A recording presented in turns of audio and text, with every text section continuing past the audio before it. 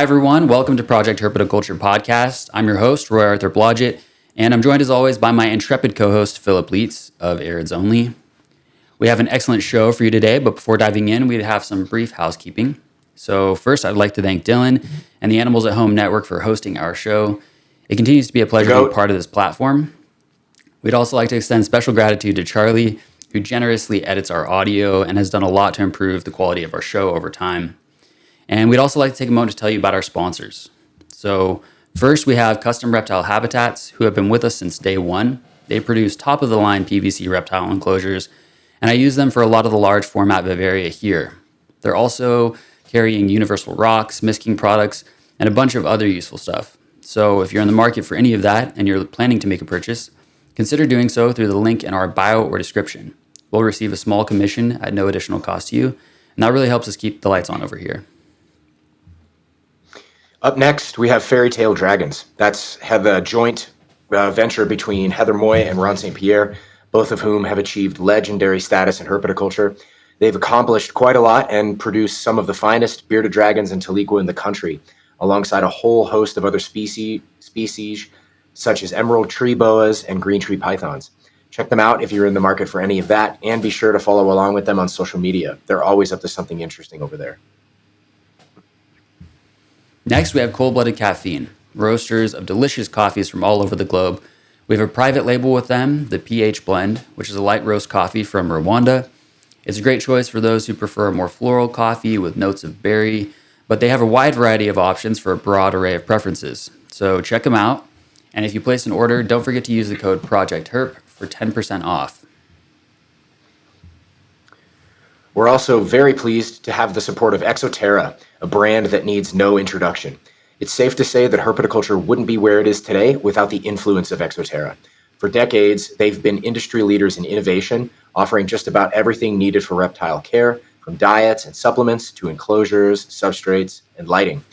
We're both big fans of their naturalistic terraria and substrates in particular. They have a lot of interesting products in the works as we speak, and we're really looking forward to seeing what comes next. And next we have Tamura Designs. For those in the know, Tamura Designs is widely regarded as one of the finest enclosure manufacturers on the planet. They produce outstanding large format Vivaria with endless options for customization, drains, UV printed backgrounds, lighting rigs. On top of all of that, they also make amazing deli cup displays for expos and these incredible multi-unit condos, which I use here.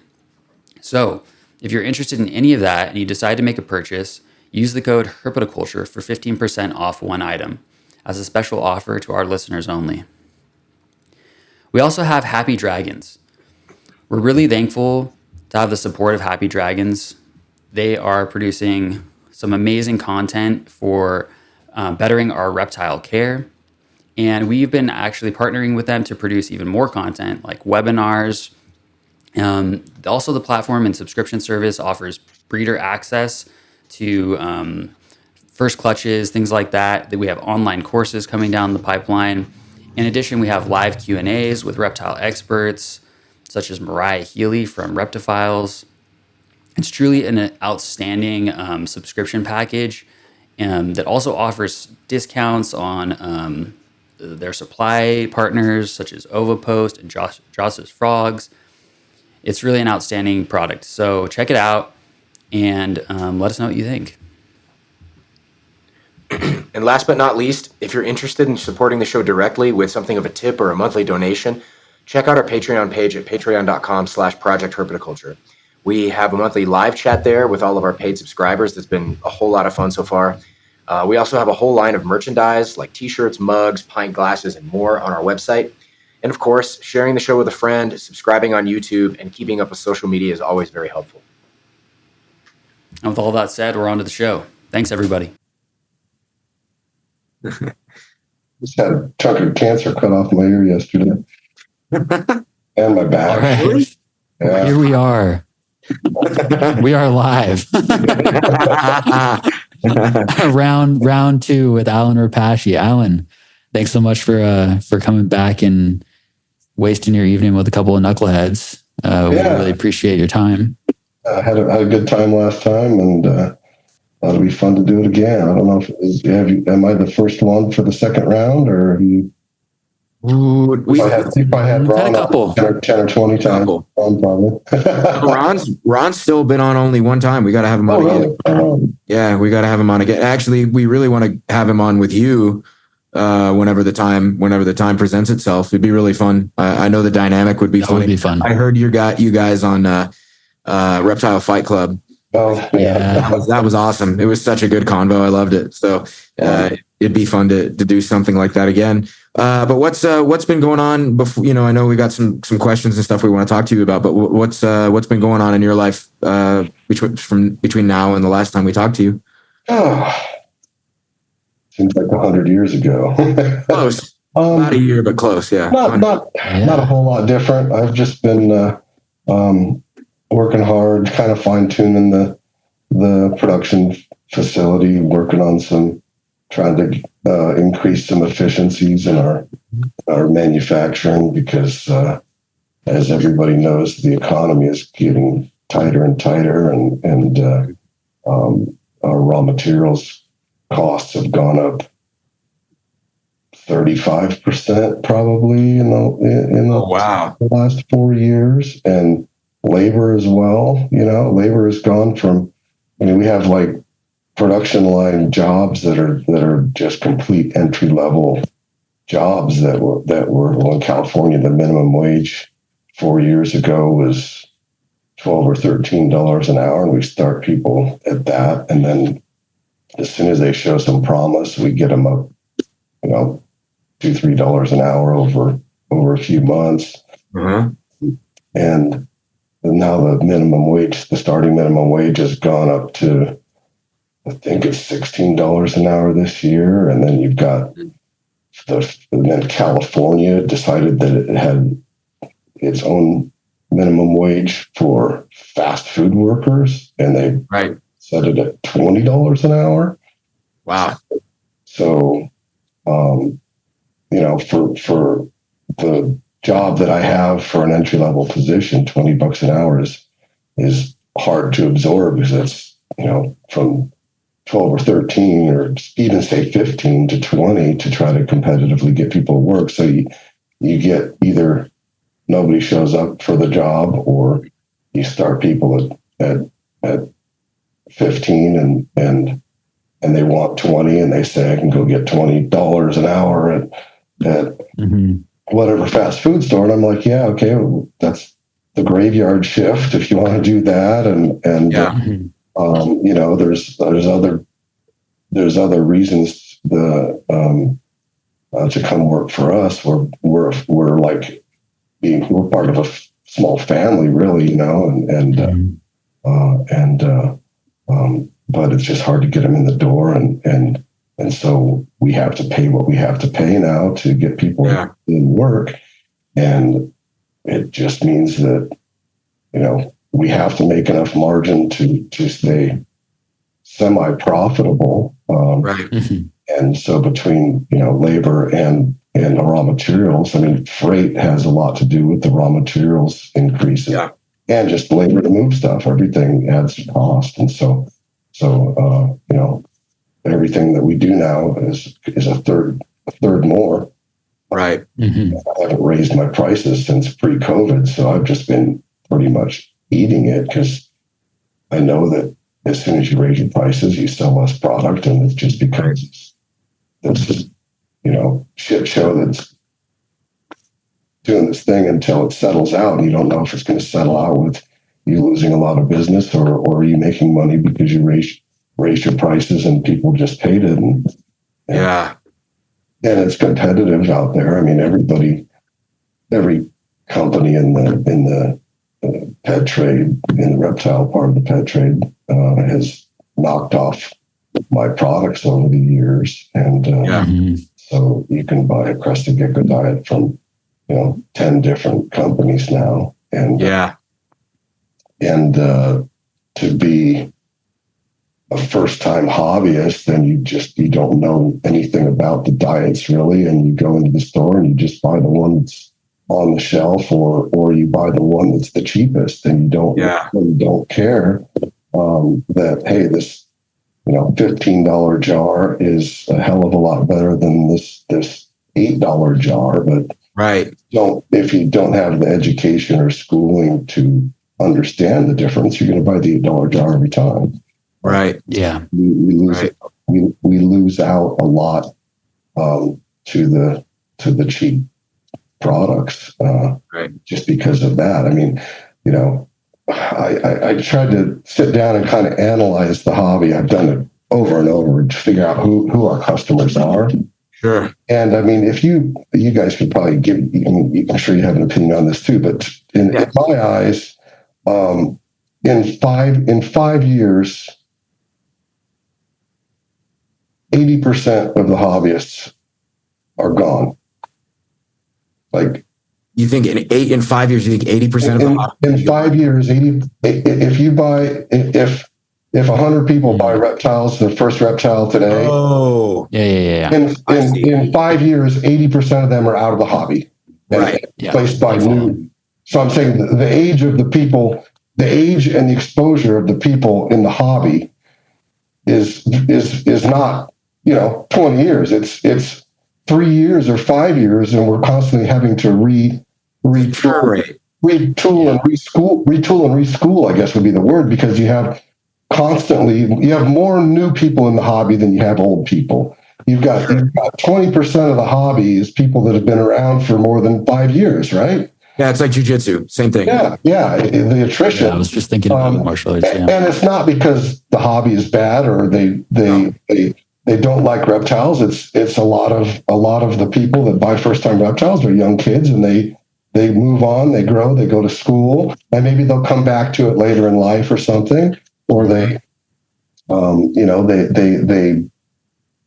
introduce their kids to it or something. They want to play video games, and they're tired of their animals, or they move on to fish, or they get a dog or a cat or a bird or just don't want an animal anymore or whatever. But the bottom line is it's a small window of opportunity to get someone's attention and keep it before you have to start over. Yeah. Right. And so, back when I was more active and I was breeding and I was, and there was less options in the market, it was pretty easy to keep everybody's attention and say, hey, Allen has been doing this. He's the first one to do it, and he's put a lot of work into it, and his formulas are the best formulas, and you can't really reach the people to even tell them that anymore, because when I started, I started making my foods in like 1998 or something. Right. Yeah. And that was back in the day when there was forums and groups online, and everything in the reptile community was much more centralized. And then social media decentralized everything. And anybody can make a group, and anybody can, there's just so many different paths to go down. And every path leads you to a different opinion and different ideas, and there's no collective anymore. There's whatever the person that created this Facebook group thinks, and then decides to edit out everything else that people post is what you're going to see as the gospel when you get in that group and you start searching the group and looking for answers. The new people don't have any idea that they're in a group that was created by somebody with some kind of a bias against other people or a company, or they just had their own ideas or what. So it's hard. It's much harder now to get honest and reliable information from people that have the knowledge to give it, I guess. Everyone can be an expert.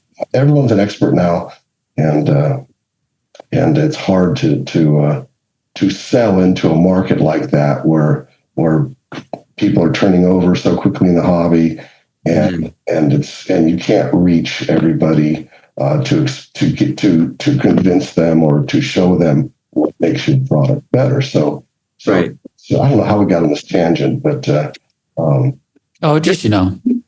just catching up on what's changed. Oh yeah, I was talking about the economy and stuff. Yeah. And chasing. I mean, it seems like it's also people have a hard time, even recognizing quality, and there's been like a shift, I think, and it's only been intensified by social media and the internet and all that thing, away from kind of quality being a signifier and a distinction to like branding being a bigger signifier and distinction, and more companies, more and more people investing in branding rather than necessarily quality. And I feel like it takes time, within any given interest to actually develop discernment and be able to recognize quality. And I think like when I started doing my thing with my foods and stuff, I mean, branding was different, because branding, at least for me, like having a brand name was something that was, well respected, was something that you earned by making good product and having good reviews and feedback and stuff. And now you can have that same branding or more simply by spending the most money on advertising. Exactly. Yeah. Bombarding everybody. There's a good example. Like I don't like to call any companies out or anything, but there's a company that popped up on Amazon, Gargier or something, and they knocked off like my whole line, right? And, when you search Repashy or crested gecko diet, you get a page with their big video about their diets and all this stuff, and it's all veterinary. It's like just, and if you're a new consumer, you look at that and like, oh wow, that's a big company and they're making all this stuff and it's designed by a veterinarian. Look at all these cool ingredients.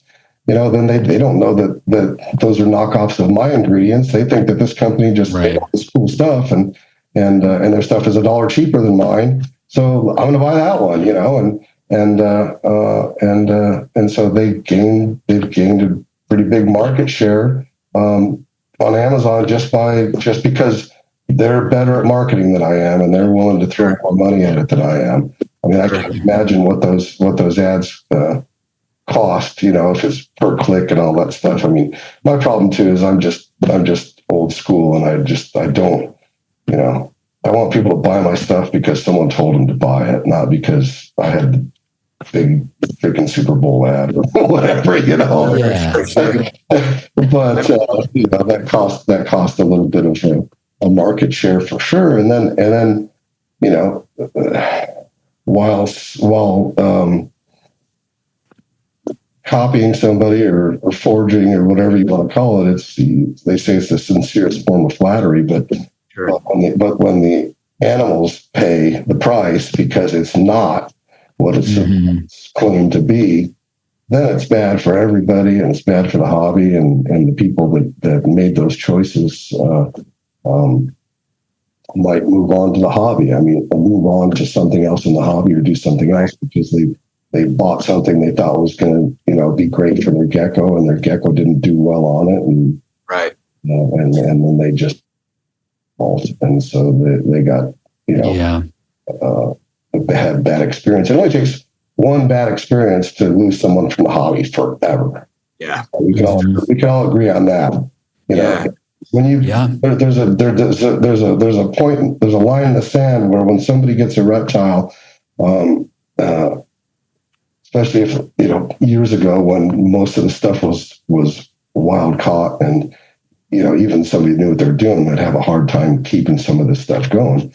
Yeah. And when you bring a lizard home and it doesn't do well, and and you lose it, that's a defining point in someone's hobby, whether or not they're going to just say, this sucks, that was horrible, I'm never doing that again, or they decide that they want to try it again. And so much of what becomes the future of our hobby, or the future keepers of our hobby, is based on that first experience. And the good news is now that we have lots of captive bred stuff, and we have lots of good products out there, and we just need to get people going down the right path, and we can hold on to them a lot longer and expect less instances like that where something doesn't go well and people lose interest in the hobby. Well, and I think also there's another element here, which is, if anyone's going to have any staying power in herpetoculture, whether it's as a brand making a product or whether it's as a breeder, a lot of times those breeders, the ones that actually stick around for a while, they're the ones making more educated. Generally speaking, if they're, whatever they're breeding, if they've done it for an extended amount of time, they have to, in order to be successful, they're going to have to eliminate certain bullshit at a certain point. Otherwise, there's real failure there. So there are probably a lot more long-term voices that would sing the praises of a product that they use and have used for a long time, or they've tried alternatives and didn't enjoy it for a reason X or Y. So in some ways, you're also benefiting from that too, which is like it's. Yeah, the problem is though, is those voices are the ones that are getting drowned out by people that are do the advertising and sure, are louder. It's like so many people in an argument. It's not like you don't win the argument because you had made the most points. You won the argument because you yelled the loudest. Sure. A lot of people like walk away from confrontations like that. Like, oh, I told him. It's like, well, yeah, you were the loudest one. He chose to not argue with you anymore. So that doesn't mean you won the conversation. It means you didn't keep your cool and keep things on a logical and back and forth. Yeah, sure. Well, so with this in mind, this might be like a good segue to ask how, because some people might know about how you went through the development of building Repashy Foods and working out some of the necessary ingredients and whatnot, but it goes way past just developing that stuff, right? It leads all the way back to the first Rhacodactylus, right? Yeah, it really does. I mean, I'd never in a million years, if I go back, to pre-Rhacodactylus, I ever thought that, I'm gonna end up making supplements and foods for reptiles. Right. That's my end goal. It just kind of went hand in hand because the crested geckos had this propensity to be attracted to fruit, and I was just like, wow, this is different, and this has potential. And my whole thing was that if I could make a food for them that they could that was nutritionally complete, that eliminated the need for insects. Right. Not that it has to, but that it nutritionally could do that. Right.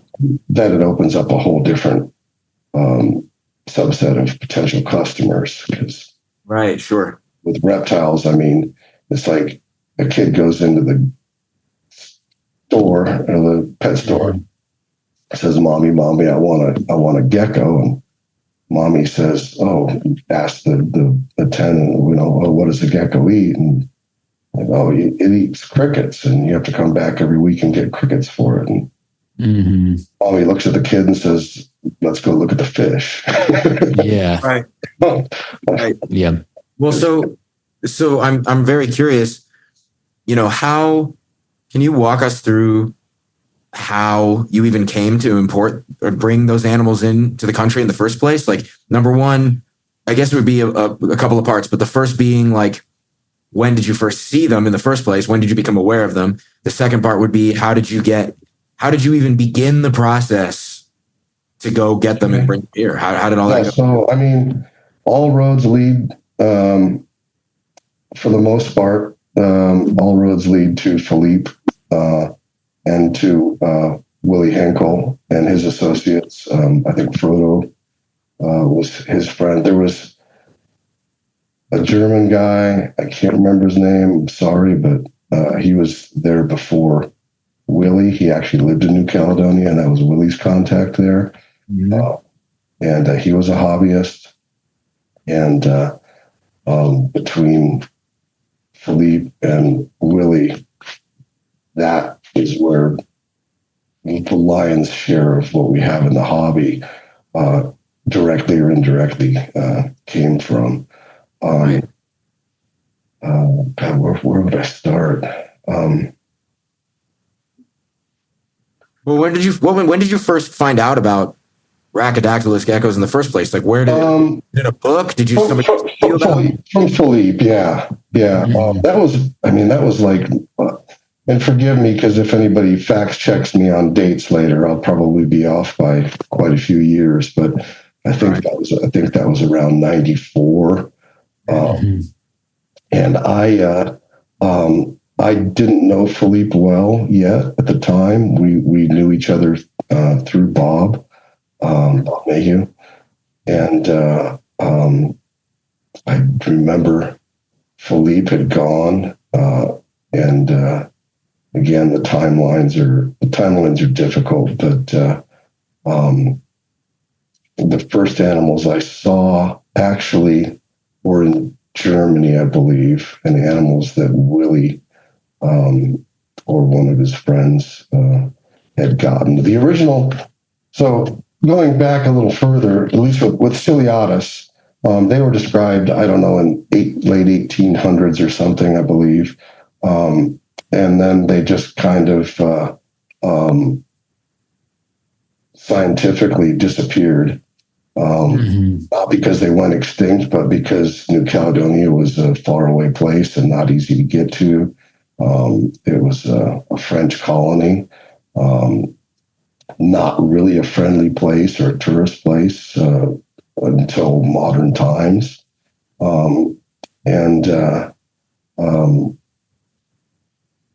There was, Philippe had known the story of these geckos and talked about wanting to go see if they could find them. And then sometime later, there was a big storm in New Caledonia, and one of the locals had found a Ciliatus somewhere after the storm. And then Philippe is French, and he speaks fluent French. And I don't know how the story got to Philippe, but Philippe got into the picture somehow. And while Philippe was doing this, the Germans, Willie and his crew, were over in Germany working on the same goals from different sides of the pond. Philippe, because he spoke French, made a good headway with the government and went to the government, did everything above the board, and got permission to go over there and actually collect animals. And he brought animals back to the scientists in New Caledonia, and he was allowed to take a certain number of pairs home with him and Franklin on the first trips. Wow. And then Willie did his thing on his end, and I don't know too much about his trips, but it was a similar type of deal. And then there were other people that were just independents that were kind of trying to do the same thing on their own, under the radar and stuff as well. So at the end of the day, around the same time, animals started showing up here and there in Europe from Willie and his crew. And then Philippe brought animals back, and then some other animals showed up in the European market and in the U.S. market. I just, wherever I could find a one or a two, I would pick them up. They were what, a few grand per pair that back in that day? Oh gosh, yeah. The very first ones I bought were, and this would have been 1996 or 7-ish money, so a long time ago. I can't remember if they were $5,000 each or $5,000 a pair. Holy smokes! Wow. Yeah, that's a lot. Yeah, for sure. The first couple I bought were adults, and then I bought a couple of babies, and started working with them, and then Philippe was successful, and I got some of Philippe's first animals, as well as other Rhacodactylus at the same time. But we'll just, for the length of our broadcast, we'll just stick with the Ciliatus. So anyway, I started working, and over the course of a year, I think I ended up putting together a group of maybe 8 or 10 animals. Some were babies, some were adults, and then by the time I had produced them, I think Philippe had obviously produced them. Willie and some of the people in Germany had produced them. And I started working with them, and then not too long after I had them, probably 6 months or so, I think, I got my first eggs. And didn't really have a whole lot of information from anybody other than that they have laid multiple clutches of 2 eggs. At the time, I was keeping Europlatus. I had a pretty good sized Europlatus collection at the time, so my room was set up for Europlatus primarily, and didn't really know too much about the requirements, the temperatures, and so it was all kind of like, back then it wasn't, you couldn't just look up all the temperatures everywhere on the internet. I mean, we're talking pre-internet, So did the research I could on, in encyclopedias that said what the weather was, and I went to the library and actually, looked through old information that I could find that talked about the climates and books and stuff, and just did my best, and learned pretty quickly that they didn't like it hot, and that they were very high stress animals.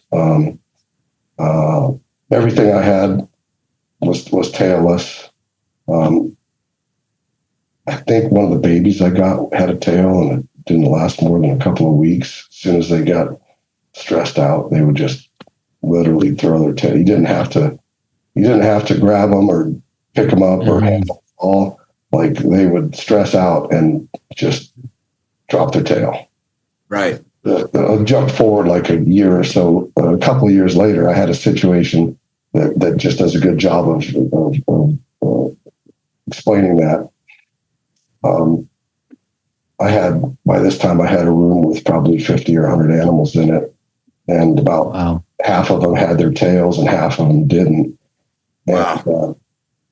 And it was a bedroom in my house that I kept locked, and my neighbor had a cat, and my roommates liked the cat, and he'd let it in the house every once in a while. And I left the door open, and that cat went in the gecko room, and I could just hear all of a sudden just all the geckos just shuffling around. You could hear the geckos making just in the cage, just running around on the walls of the cage. Right. I went in there, and I think every gecko in that room that still had a tail had dropped its tail. Just because the cat went in the room and started looking around, Right. That's crazy. And like, the tail on the Rhacodactylus, I mean, it still makes absolutely no sense why something that evolutionarily developed a prehensile tail. Yeah. So willing to let it go. Permanently let it go, because it doesn't. Okay, it'll grow back and they can, do it again. But it's like, no, they've like forever given up that fifth appendage that they use. Yeah, it's so when wild. you watch them in a large enclosure, and they use their tail like a monkey. They use it for balance and everything. Like, why would you so easily give that up? Well, especially, and I remember the first time I ever held a gecko, feeling that pad on the end of the tail. Too. You're like, you even have a fucking toe on the end of your tail, and you're going to let it go? What? Yeah. So wild. Yeah, that was something that really frustrated me, because to me, I was convinced that even, within a few months of keeping them, I was convinced that, man, someday these could be the next leopard gecko. The leopard geckos were really even bearded dragons at the time were nothing had the presence in the hobby of a leopard gecko at the time. Right. With legs, there was, and then with snakes, it was just colubrids, snakes, king snakes. That was before ball pythons, any of that stuff. So there was really only, a handful of species, but leopard geckos were it, and just the crested geckos, they're just their structure, their beauty, their eyes, their crests. I mean, everything about them was so beautiful. And I was just like, man, this fucking tail thing is going to be the end of me. Because they're so impressive with their tail. And then somehow somebody put me onto a book, and it was because I was complaining about it and thought that it was like kind of a deal breaker, and it was how to tame a fox and turn it into a dog or something like that. It was about a Russian research project. Have you ever? Yeah. Oh, yeah. Oh, okay. Yeah, I'm familiar with it. Yeah. And so I got my hands on, I can't remember if it was a book or if it was just published literature on that stuff, but in a matter of like 15 or 20 generations. So in a nutshell, for those people that don't know the story, which is probably most of the people, they took Arctic, I think it was an Arctic fox. This is in Siberia in Russia. And it was a fox breeding facility for fur, for fox jackets or whatever it was. But anyway, it was a big farm for breeding foxes. And some Russian researchers that were visiting the place noticed that, like, out of I think it was somewhere around 1,000 foxes in this whole place or something, that there was a couple of individual foxes that didn't run away or growl or snarl at them when they walked up to the cages.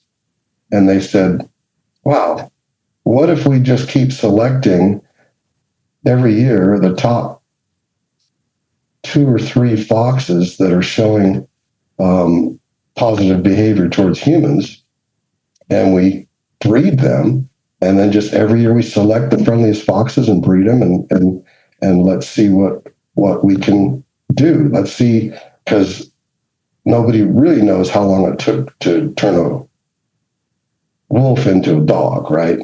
And so they wanted to kind of try to reproduce this on a controlled scale. It's a really interesting story. I'm sure you could find stuff on YouTube about it, or book or whatever. Alive is the name of the. But at the bottom line, in like 15 or 20 generations, they turned foxes into puppies. I wouldn't say they turned them into dogs, but they domesticated them to a lap animal. And what was really interesting was the progression of the characteristics of the animals, when they said we are only selecting for positive human interaction. That's the only goal we have. We don't care what the fox looks like. We just are going to pick the foxes that are the friendliest. And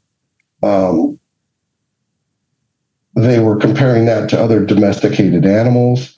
And it was like a characteristic of most domestic animals is that the more domesticated they are, they develop floppy ears, curly tails, shorter noses, eyeballed fur. Yeah, a lot of things that we see in dogs, basically, the difference between a dog and a fox. And so they bred these foxes just for their friendliness. And when they did that, all of a sudden they started seeing all these other characteristics typical of a dog showing up in the foxes, which was floppy curly tails, floppy ears, shorter snouts, bigger eyes, and then coloration. All of a sudden you start seeing all these colors and patterns that are unnatural, that are somehow DNA linked to these sections of DNA that are attached to the behavioral traits, have these other morphology traits attached to them. So anyway, so I read that and I was like, man, maybe I can just breed. I mean, it's like, I can do that. I can breed this out of them. I can just hopefully find a, even if they all drop their tails, I'll pick the one that dropped its tails the last, you know. Right. And I had a tail drop timeline counter. Yeah. Oh, this one didn't drop his tail till a month after that one, so I'm going to breed this one. That's great. So I kind of just created my own experiment like that. So I set up animals based on that, and then I set up animals right away. Like there was a few characteristics I liked. Most of the crested geckos were pretty basic. I had one that had some nice reddish orange coloration in it, and another one that had just a couple of little, like maybe 1/4 inch long sections of white coloration on the dorsal scales, which I developed into the pinstripe. So I started saying, okay, I'm going to breed them for that. I'm going to breed them for. I picked like 2 or 3 characteristics. My main focus was like to make a pinstripe. Sure. And then the whole tail thing. I said, well, if I can develop the tail thing separately, and then maybe later on I get some good looking animals, and I don't really care what the ones with tails look like because I'm not breeding them for that. And then maybe I come and back cross those groups and almost treat them like different bloodlines and see what happens. And a lot of interesting things happened. I thought it would take me 15 years to make a pinstripe, and I made it in like 3 or 4 generations, like a perfect pinstripe. And then the animals that I was producing to not drop tails, within 2 or 3 generations, I had animals that were not losing their tails. Wow. Until they got super stressed out, but they were making it to adults and breeding size. And then which brought on another characteristic that I was like, okay, is this a trait linked? Is this a bad trait that's linked to them not dropping their tail or what? But I started what became known as floppy tail, because the geckos would sit always with their nose down and their tails up, and the geckos that didn't lose their tail, the weight of their tail would come down and they'd end up with a kink at the base of their tail. And so, and during all this, I was starting to experiment with the foods too, but that's going to be a different story. But I was like, okay, well, is this a nutritional thing, or is this a genetic thing, or is this why all their tails fall off in the first place? Because they have some weird thing because no one had ever seen a wild caught adult that had a tail. So it's like, okay, well, why are they losing them? Maybe they're losing them because they have these hips and they can't support the weight of their tail, and it bends over, and then it becomes a nuisance, or I don't know. I just didn't know. I was just kind of a mad scientist trying to figure this out. I knew what I wanted, and I knew I wanted pretty geckos that had tails. Right. And I thought I had a path forward, and I got lucky with some things, and other things happened, like the animals that I bred for their tail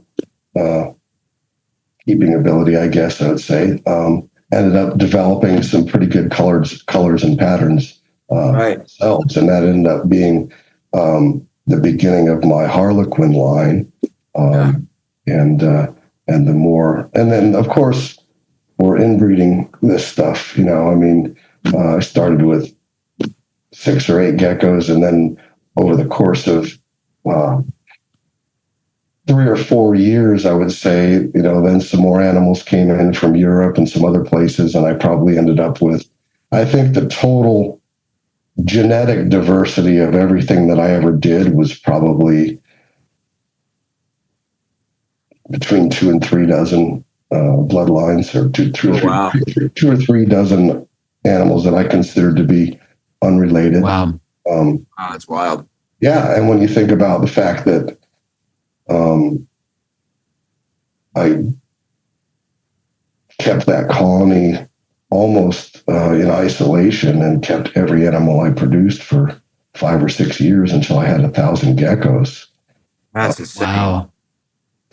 And then I started breeding those geckos, and I would say probably, God, I don't know, 75 to 85% of the animals in captivity probably go back to those original 2 or 3 dozen animals. Right. And incredible. Yeah, it's a study in genetics for sure. And it's really interesting to me that a lot of times you'll see, genetic roadblocks. Leopard geckos for sure. In the early days, they were bred well for 10 or 15 years, and then there was like a genetic hurdle, and production went down, and animals didn't do well, and then some more animals were imported that were injected into those, and right. all of a sudden, they all became. The animals that were still here were bred to the new blood, and it was enough to establish the leopard geckos and make them go, and they've been going ever since. Right. Yeah, but we didn't really see any, really major genetic roadblocks with the genetic diversity of the crested geckos. Right. And then along the way, obviously, there's always going to be new blood injected by, various sources and people and stuff. But I mean, even in my closed loop environment, I mean, I produced 15, let's see, I produced probably about 20 generations of animals from those original animals. Wow. And with no roadblocks, with no main things. But I mean, I was not as, God, I don't know how to say it, being politically correct, but if something wasn't right, like it left the gene pool in my facility. Mm-hmm. I didn't breed anything that wasn't anything that didn't look right, or didn't have, like, some animals didn't have crests on them that were nice. And I mean, there's so much. You've got color and pattern, but you've also got all this structure with crested geckos. And I saw, so many people in the hobby were just so focused on breeding for a pattern or a color. That's all it's selected for, and they weren't paying attention to the shape of the head. And all of a sudden, you get this little small head that doesn't have a nice big crest on it. And then other people are only focused on the crest and didn't, and so you've got the beauty of breeding them is that you have so many different things that you can focus on, and it's hard to focus on making a perfect gecko, because first you have to define that, because what I think is a perfect gecko might not be what you think is a perfect gecko, and so we all work towards our own goals, and then when we mix genetics and cross each other's animals, then we can get more diversity just based on the different directions the lines were going. And if you have 2 successful lines that are bred separately in different directions based on some trait for 10 generations, they're going to have a good amount of divergence that when you put those 2 animals together, it's going to be like introducing wild-caught genetics again, because Interesting. They go so far away from each other in the line breeding that they're going to be genetically probably pretty different, as long as you have enough spontaneous mutations that come along the way, I guess you would say. Yeah, for sure. Because spontaneous mutations are things that happen. That's how an albino shows up, right? It's not because we go all the way back to the first 2 crested geckos and there was an albino there, and then the genes came out later. It's like that's a spontaneous mutation that just showed up, and if those can occur enough and in the right places to keep genetic diversity and keep a bloodline healthy, and then maybe just certain species are more likely to do that than others. And because you see, wild type animals that can be line bred and crash, and other ones like, crested geckos and things like ball pythons. Ball pythons, people are breeding for colors and traits, but now they're mixing it all up, and it seems like there's so much diversity in that there's never going to be any genetic bottlenecks. Yeah, for sure. Yeah. No, that makes a ton of sense. Well, I am highly interested in this topic, but I feel like if I push it too far in one direction, we're going to kind of deviate from the right, because I have questions about like how to overcome hurdles that pop up when you're breeding large numbers of animals. How do you think about sustaining a population into the future, working with limited stock, and how do you all this other stuff. But I think really the main thing we want to nail down on is at this part in the conversation anyway, I think, is when did the dietary stuff, you said earlier that you were talking about how some diet, you were already playing around with diet, but what were some of the things that led you to try different diets in the first place? And then how did that evolve into what would become Repashy Foods? Okay. So my master plan as a reptile hobbyist and a breeder was to create a big enough colony of crested geckos that they would remain in the hobby forever. And in order to do that, I wanted to produce large amounts of them. I wanted to make money doing it because I had a day job. I had another business that I was tired of. And I'm like, man, if I can, take what I've learned in my commercial production business in another sector and take this into reptiles, and I can make another living at something I really enjoy. Yeah. And so I just, I looked at the geckos and I said, okay, we've got all these great characteristics, but another thing that we have, like I already mentioned, was we have an animal we have a gecko that eats fruit. And if I can come up with a diet that eliminates the need to feed them insects, it'll do a couple of things. It will make my life easier as a breeder, because I could feed them exclusively, or I could just feed them, go back and forth and feed them, crickets once a week. And my original plan was like crickets once a week and diet the rest of the time. And so I didn't know a lot about nutrition at the time. I did some, I worked out and played around with supplements and that kind of stuff, but I didn't really eat that well. And I knew it was something that I really needed to get a grasp of and to completely focus on.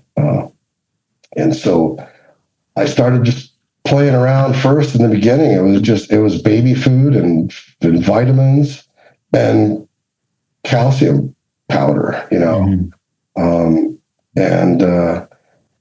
knock on wood, just the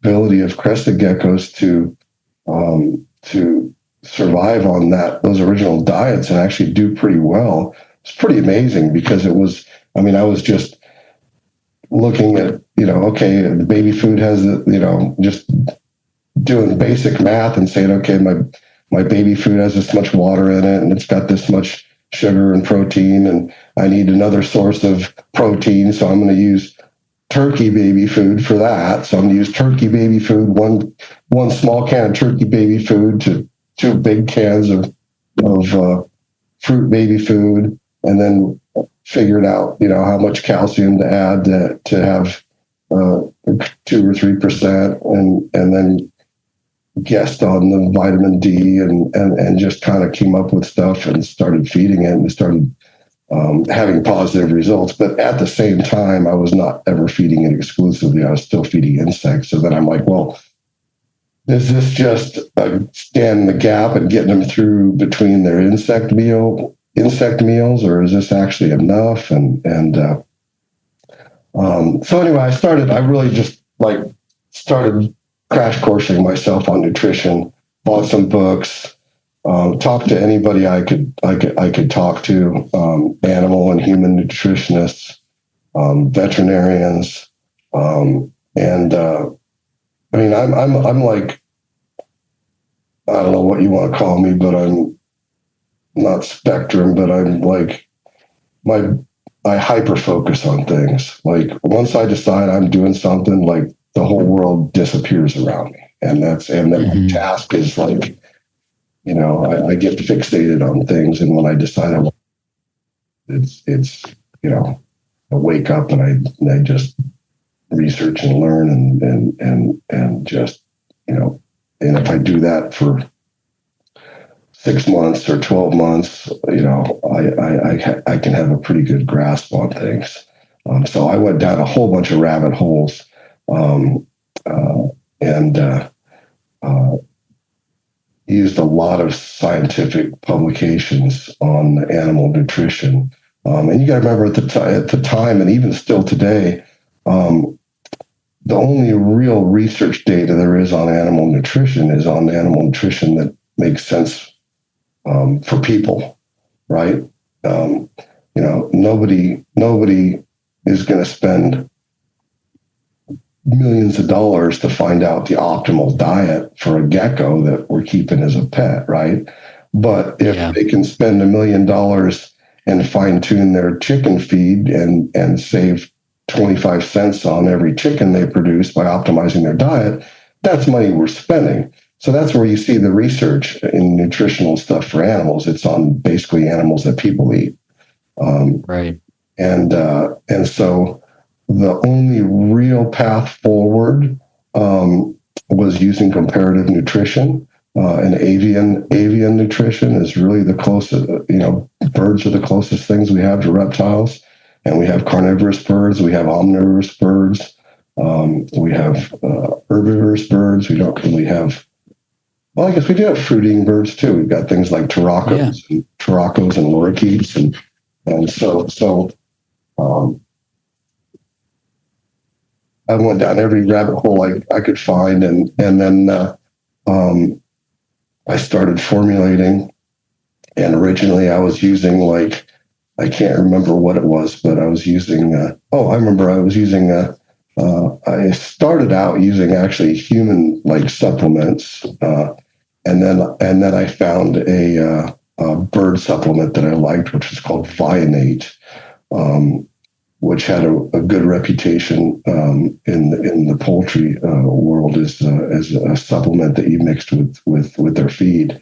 And then coincidentally I looked at just a few months ago to see if it was still out there, and I looked at it, and the ingredients list is the amount of the levels of the vitamins that are in it now are completely different to what they were when I was originally in it. It was a pretty strong formula that they had, and it was only to be used at 1% of the overall feed or something. And now the levels of it are 5 or 10% of what they were before. And I don't know if that was done for economical reasons or because it was too strong and people were not using it properly and giving too much vitamins to their poultry or not. But I use that stuff now. And I know that Ron Tremper was feeding that to his leopard geckos. Oh yeah. I use it now. I order it just to add occasionally. I'll put it on a stone somewhere, or I'll put it in the food. And the Euros, I mean, even the Xenogama, if I put it on a little stone, the Xenogama come over, scratch and pick at it and eat it. Yeah, because it's not a powder. It's like a little tiny nugget, but it's kind of softish. Yeah, it's an interesting composition. But just so you know, it's nothing like it was when Ron had it, and that Ron was one of the people that I talked to back in the day about what I was doing, and it was Vionate was being used by several people. I think Bill Brandt used it in the old days. I think. But anyway, I found it after doing the research. I ended up, there was a company at the time called Roche that made animal vitamins. They were the top of the food chain, so to speak, of animal nutrition supplement manufacturers. Now they have evolved into a company called DSM. But one of the luckiest things that ever happened to me was, I mean, I'm a bit of a go-getter, and when I'm focused, I'm not afraid to ask anybody anything.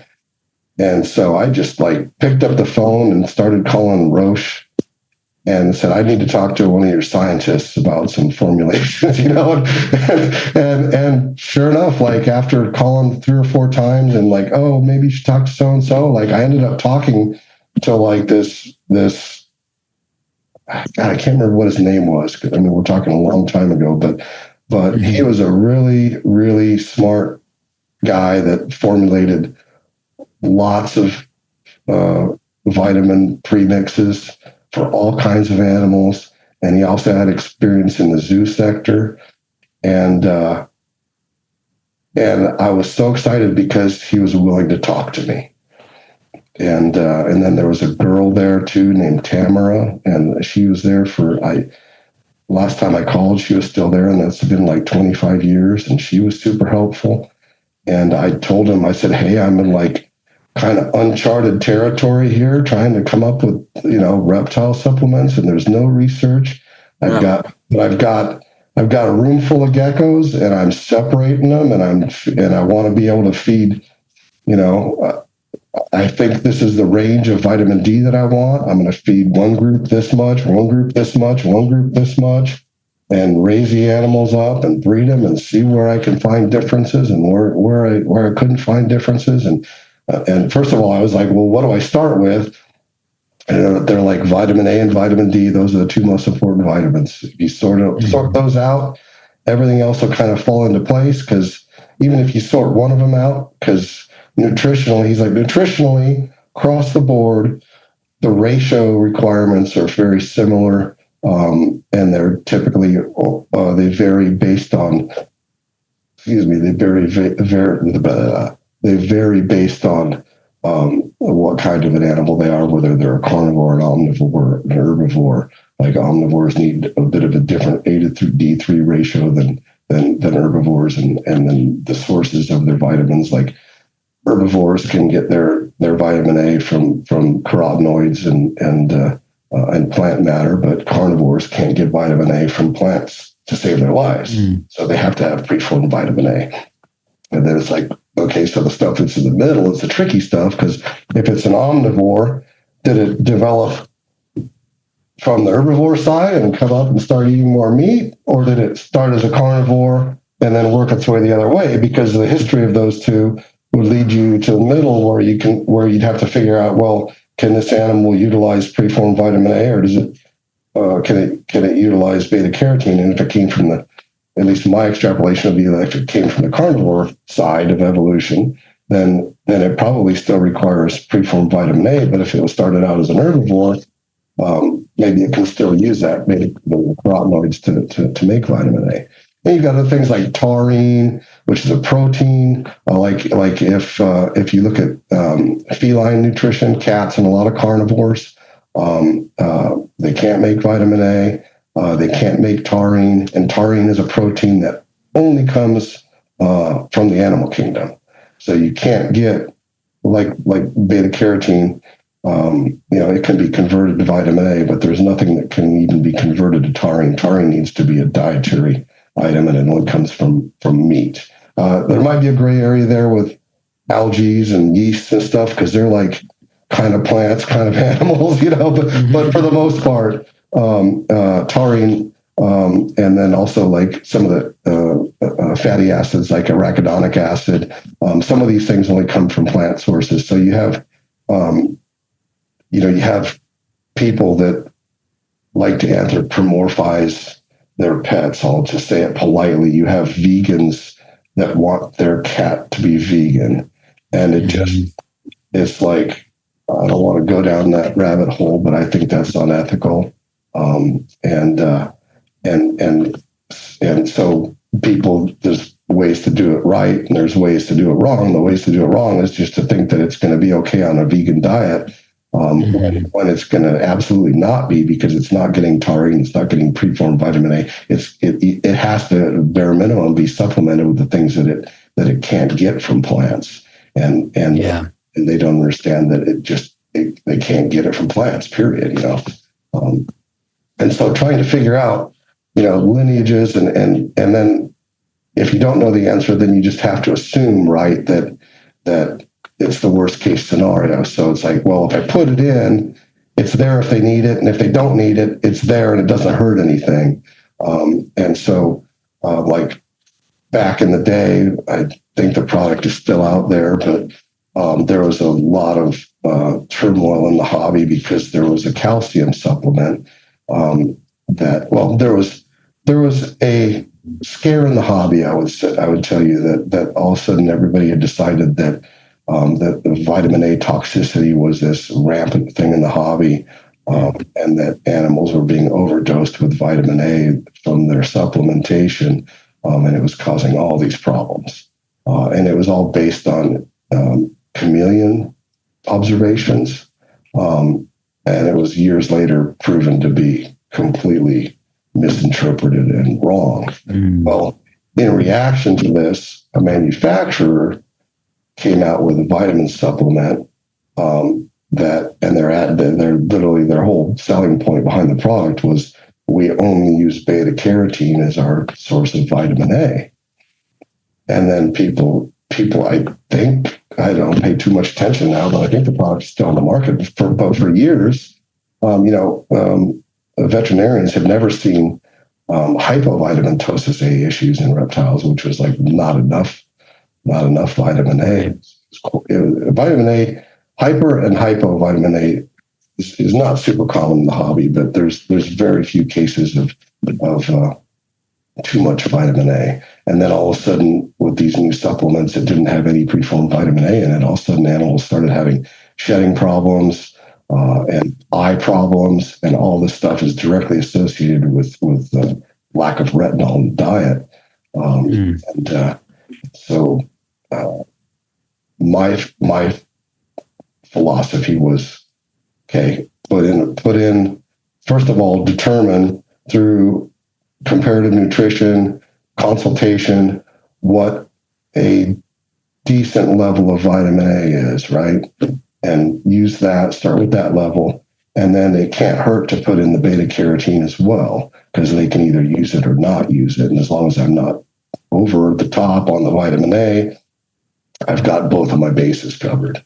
And then vitamin D, it's like, okay, well, I can, if I don't have enough, that's a big problem. If I have too much, that's a problem too. So I've got to hit a sweet spot there. How do I do that? I need to start feeding animals and raising animals and doing tests. So that's what I did. I think for example, I raised geckos on the same diet with no vitamin D, 500 IUs per kilo, 1,000 IUs per kilo, 1,500, 2,000, I think, and then I jumped to 4,000 just to see if what I thought was a really high dose would have a negative effect. And I had 5 cages with 1.4 in each cage, so pretty good sample sizes. And I just raised animals, and my proof of concept was that I needed to raise them and then successfully breed the offspring and have those animals that were raised on the diet produce good offspring without negative issues. For example, one of the first things that you'll see on a marginal diet would be females crashing maybe after they drop 2 or 3 clutches because they start running out of calcium. And they can't shell their eggs, and then they crash because they basically, a gecko's born to reproduce, right?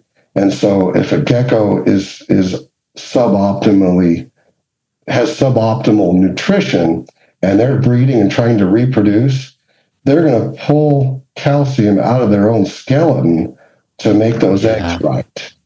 They'll sacrifice themselves for the betterment of putting a good egg in the ground, right?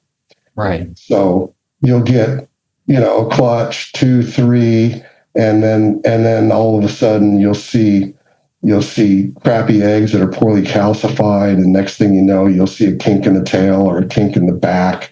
Or in crested geckos, one of the first things that you notice if you're not paying really good attention is their jaw. Like we have the tendons in their jaws are always, I guess, have a little preload in them, I guess, for lack of a better word.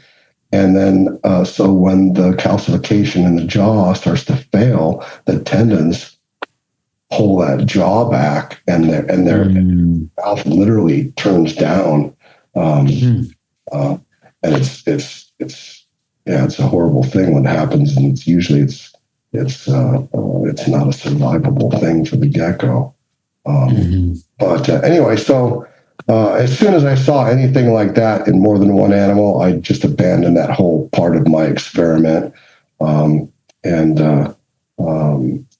then just kept narrowing down the ranges.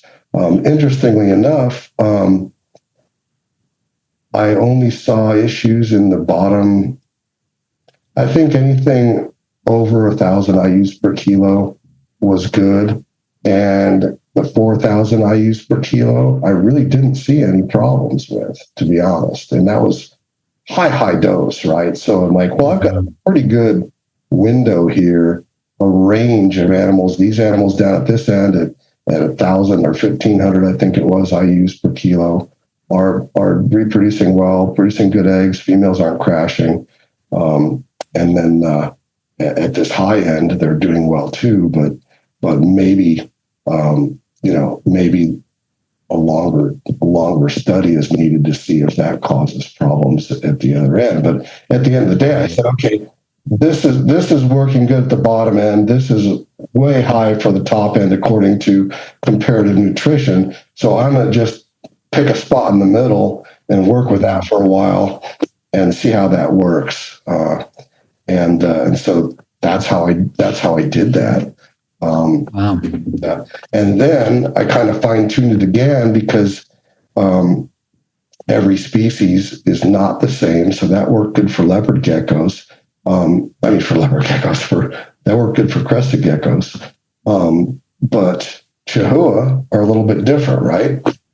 They lay harder calcified eggs, and they do quite a few things differently. And another thing I got to mention too. This is going to take a while. So Rhacodactylus, by chance, when a gecko was looking at me one day, I saw these little white things in its mouth, and I'm like, "What the fuck is that?" And sure enough, their calcium sacs, where they store calcium, are in up in top of their jowl. When they open up their mouth, you can see the calcium sacs up there. So once I saw that, I could literally, I could feed different diets and different supplement levels, and I could see those get bigger or smaller. And then I noticed that going back to the group I had higher levels of what I thought were too high, and sure enough, their calcium sacs were sometimes getting large enough to almost interfere with their ability to eat and stuff over time. Wow! But then Chihuahua later on, I started working with the Chihuahua a little bit more, and still had issues with females crashing on their third or fourth clutch. And so then I used that to kind of fine tune all of the diets a little bit and fix that by just raising the bar a little bit on my range and getting it dialed in. And it was just, this was all over the course of, I don't know, 2 or 3 years, maybe 4 years. And I mean, once I'd figured out the vitamin D levels that I thought were right, then I'd go back to my comparative nutrition. I'd call up my buddies at DSM or Roche and say, okay, look, here's their diet. Here's what they eat. Here's what I think is the right levels of vitamin D. And they were pretty damn similar to chickens, to tell you the truth. As far as what I'd come in my own testing had come back almost full circle to I should have just used the chicken numbers in the first place. But then I said, okay, well then, pretty confident that I can use this ratio of vitamin A to vitamin D to vitamin E as well, and get the fat soluble vitamins dialed in. And then the water soluble vitamin supplementation for reptiles is really completely unknown, and it doesn't seem to have huge impacts in anything. So I just used a good middle of the road comparative nutrition values for that, and we were pretty much off to the races with our supplement level. Wow. And changed. I'd say by year 4 or 5 that I pretty much was pretty happy with the vitamin levels that I was using, and then it was a matter of fine tuning, amino acids and fatty acids and what fruits they liked and how much carbohydrate, and then I started coming up with the different flavors and stuff. And my foods originally, when I first started making my foods, it was a 2-part system. I had the base, and I can't remember what we called it. It was like the base and the fruit powder. So I had base mix, right? So you bought the base mix, and then you bought the fruit mix, and you mix them together. So you could get a big tub of base, and then I had 10 different fruit flavors that I used. So people could buy they were in bags at the time. They could buy a big bag of base and then mix 60-40 or 50-50 with the different fruit levels, with the different fruit varieties, and have their own, basically, their own kitchen, and they combo their own fruit blends and stuff. And everybody really liked that. And for me, it was genius because I didn't have to do as much work, not just making the foods, but for inventory purposes. Instead of having giant inventory of 10 different finished foods, I could just have a big inventory of the base mix, and then the fruit powders were really easy. There wasn't much mixing to them, so I could just easily keep up with on the fruit side of what people wanted. And there was like 3 or 4 that were probably 3/4 of what people wanted, involved into a few of the different fruit powders and stuff.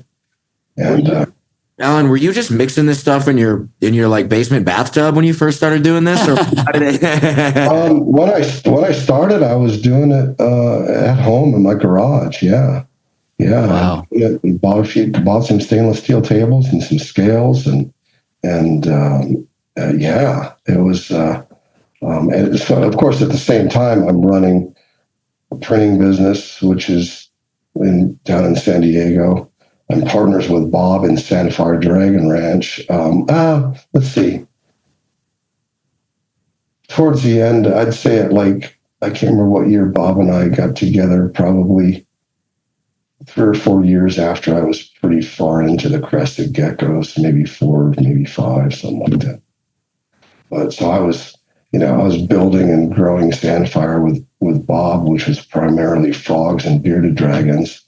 I was doing the crested gecko thing on the side, and then I owned a contract screen printing business as well. So I was bouncing around like a pachinko ball most of the time, trying to get everything done. But I knew where my focus was, and where I wanted to be. And I was just trying to figure out how to get out of the. Once I partnered up with Bob, I had to come up with an exit strategy for my printing business, which was, I basically handed it over to the people that were my best employees that were running the place, and just gave them the keys and said, here's the value of the equipment, pay me back for the equipment, and the place is yours. And I just walked. Nice.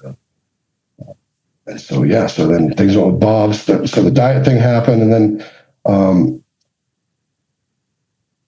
around year 3, 4, 5, whatever it is, Bob and I started merging our stuff together. My gecko collection got moved to Sandfire.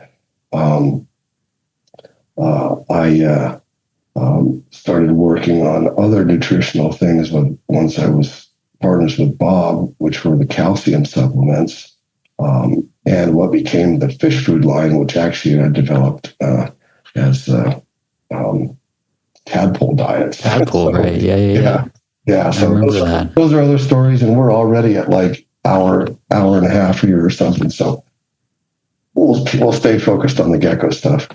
So I developed the diets for the geckos. Everything was going really good, and we were almost using them exclusively, doing once a week crickets. Some groups I was doing without crickets at all.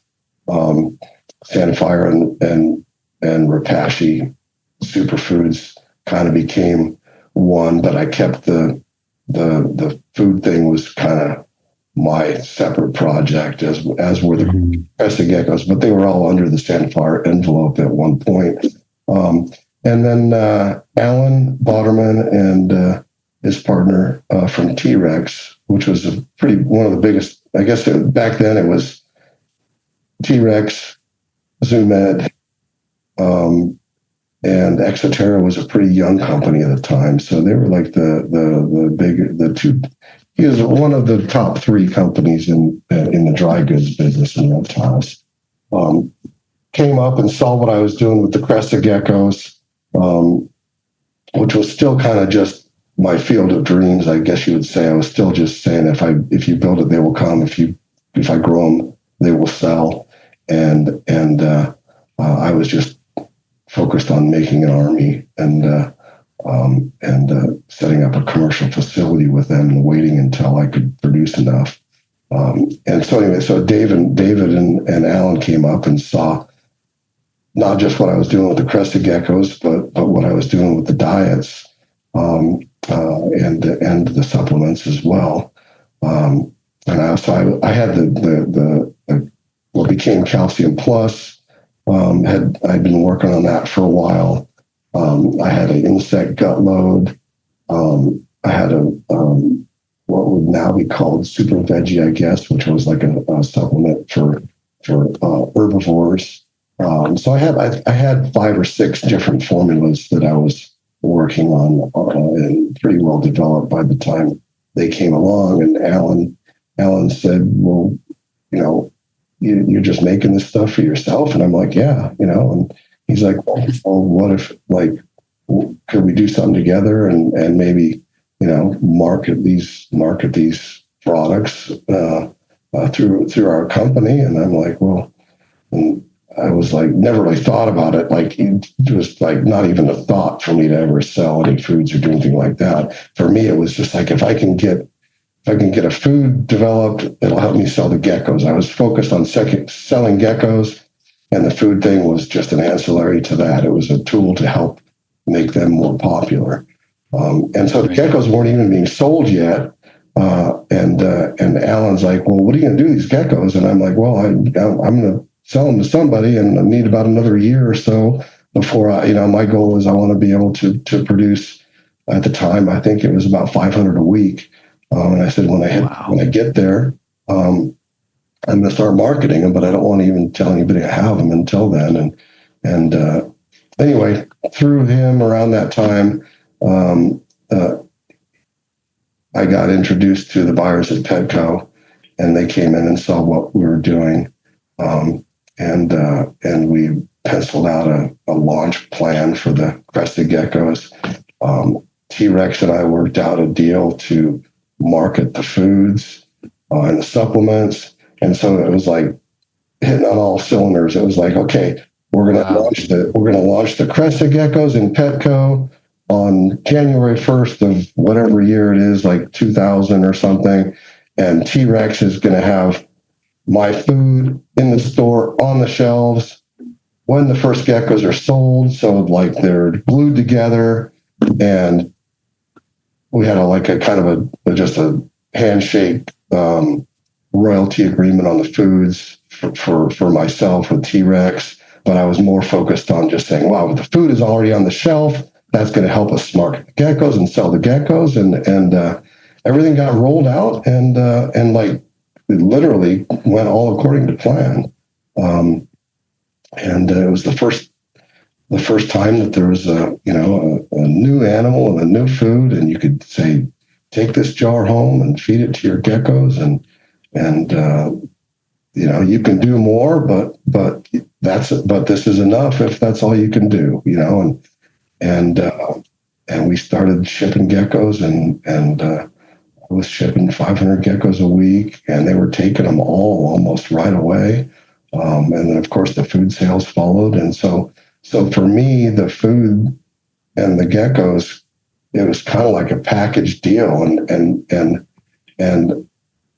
so many people, well, I mean, by that time, the advanced hobbyists were all working with crested geckos to some degree, right? But nobody knew that I had amassed this many geckos, and what my master plan was. I shared it with a few people, but by the time the geckos hit the market and the food hit the market, and we already had care sheets and information ready and stuff, and everything just was like really seamless, and it went really well, and the geckos did well in the stores. They were popular, and everything just went really well for a long time. I mean, timing is crazy. Like it's crazy that all that stuff lined up to happen. And that all happened from like, let's just I don't know what exact year, but let's say, I think 96 or 97, I was making my own foods by 98. And I think by around 99 or 2000, I had finished, the formulas have never been finished, but I had a finished product. And we started, and then we launched the geckos and the foods, and it was like kind of caught the whole hobby by storm, with just all of a sudden a new animal that you can buy captive bred in Petco that 5 years ago people thought was extinct, or not 5, but 10 years. So wild. I mean, so this brings me to a question of like, how do you looking back on it all? Like, how do you feel now? Like, do you feel, are you, like, is it pride? Do you like what? I guess I'm not asking. I would say that I feel a sense of accomplishment by it, because I made a goal and I accomplished that goal, and that was to take something that was literally like unbeknownst to anybody in the world and turn it into something that anybody could keep and enjoy, and be an ambassador for our hobby to another animal that people could, be drawn to, that would pull them into our hobby and grow our hobby, and at the same time make a pretty good living. I mean, at something I love doing, which is something that not a lot of people get to do, and I feel super lucky for that. So, I mean, I feel like I feel a sense of accomplishment, but I feel also blessed that it was a lot of hard work, but in a way, I just feel like it just landed in my lap, and I just was the one that got to run with it. But in reality, I mean, there was a lot of work and a lot of planning, but it was fun. I mean, it was exciting. Right. I mean, the first, which will segue into another part of this story that's not so great, but the original excitement of the polymorphic characteristics just coming out. I mean, it was like every time an egg hatched, I wanted to see what it looked like, and then I'm like, God, I wonder what it's going to look like when it grows up, and I can make it into this and that, and just the excitement of not just my own personal enjoyment with the animals, but the excitement of seeing other people excited, and the fact that, wow, I really did, like, my vision really was, because I was like, is this just all in my head? Am I the only person that's going to think this is cool, or am I really onto something and this is going to be something that everybody loves? And until you actually see the reaction of people that are seeing the animals for their first time, doing those early trade shows where people had not seen crested geckos, and seeing people come in and buy them and just be blown away by them and stuff. I mean, that was the most rewarding part of the whole crested gecko story for me. Like, the food thing was cool and an afterthought that turned into being a directional focus change for me, but it wasn't, I'm a hobbyist, and I just wanted to introduce these geckos and other Rhacodactylus, the whole genus, really. Even though it's not even a single genus anymore, but right, split up, right? Yeah, it's like yeah. I'm going to call them Rhacodactylus till I die. So I'm too old to start calling them Corolophus and I know what you mean. Euromastix got split with Sara and Euromastix. Yeah, right. And that's still a Euromastix to my eye. I have to tell you. Right, yeah. But, well, so you said it leads into something that maybe is not so great. You said there was an extra part of this that's not so great. So you know, my passion and my love for the geckos and my it's like, I don't know, you could compare it to being like a childhood star or something. Like, all of a sudden you've accomplished your goals and you're still young or whatever, and you're like, well, shit, now what do I do? I'm never going to top this. And you kind of go into this mode of like, wow, I guess, like, you know, that didn't take as long as I thought it would, and now I've got half my life left. How am I going to top that? You know, and then I went from what was that? Nothing. I forget it. Forget I even said anything. When it started getting, like, as soon as I started producing numbers like 500 a week, and then eventually it went to 1,000 a week, the passion just started going away. It was like I can't look at every baby that hatches anymore. I don't want to. And then I moved everything. It was fun and passion was there when it was in my garage at home. But then when it was a business that I had to drive to in the morning and come home from at night. Right. And then I got to the point where I felt I was like going to a chicken farm every day. Like it was just a business. The passion was gone. And it was just the things that brought me to do what I did, and the excitement and passion were all gone. And I was left feeling pretty empty, really. Even though I had don't get me wrong, I've had a huge sense of accomplishment because, I mean, I was able to do what I did and successfully introduce a new animal to the hobby. But the reward was there for a while, but then it was just like, God, I've created this monster, and now it's something I don't really want that much to do with. And while that was going on, the demand for the foods was starting to really be pretty significant. And this was still under the T-Rex brand. Yeah. And so my original agreement with T-Rex was that I licensed it to them to sell in a 3-ounce jar. And then I had the rights and ability to use their facility to make my product to sell to other breeders and larger hobbyists in larger sizes. So the benefit to me was that I could use their factory and actually go down there and mix it. Like I found a mixer for them and everything, kind of oversaw their production, got them set up in production. And then when I needed product, I would go down and use the production facility, use their mixer, make it into drums, tell them how much I had made, and drive away with my finished food. Right. And then literally we just had a tab because I got some royalties for them selling the food, and I made the food and I paid them for the raw materials when I was making the food. And we just kept a balance sheet basically. And there was hardly ever any time I don't think there was even any time that we actually exchanged any actual money over the deal. Right.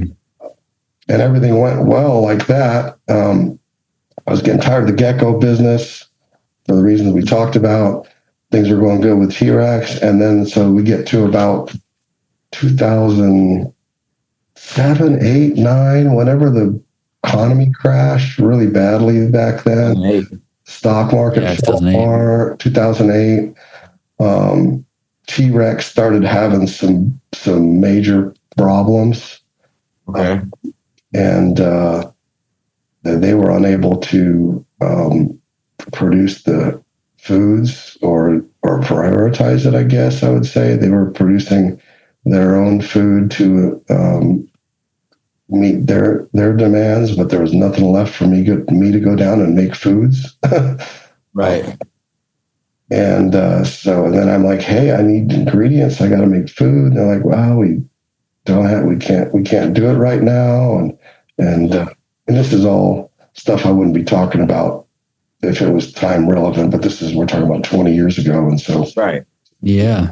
Secrets or anything, but they were the company still exists today and is going, but that crash, I mean, that didn't just hit them, that hit everybody. Yeah. Oh yeah. Yeah. It was huge. And so the bottom of the line was I was put into a position where I'm like, well, I got all these breeders that have been using my food and I've been supporting, because that was my whole thing. Was like, while I was doing the commercial thing, I had a whole breeder network of people that were breeding the high end stuff and all using my diet. It was I think at that time the only diet on the market, and then the ability for them to not get it was just not acceptable. And I'm like, right, shit, what do I do now? And I just like kind of surveyed the situation and just like, man, I'm going to have to do this myself. And because I had set up the production facility for T-Rex and provided them basically with a shopping list of the providers for all the raw materials and stuff that I had developed. I just picked up the phone and started calling my suppliers, who were all mad at me because I owed them money, but it wasn't me. Right. And I said, hey, this is what's going on. I've got to pick up the pieces here, and I got to make my own food. And they all, like, I had personal relationships with all of these raw material suppliers. I developed the relationships and then put them with T-Rex. And so luckily I had the relationships already, and they understood the situation. They liked me because I didn't have any business history. I said, hey, I just rented a 1,000-foot shop. I bought a mixer.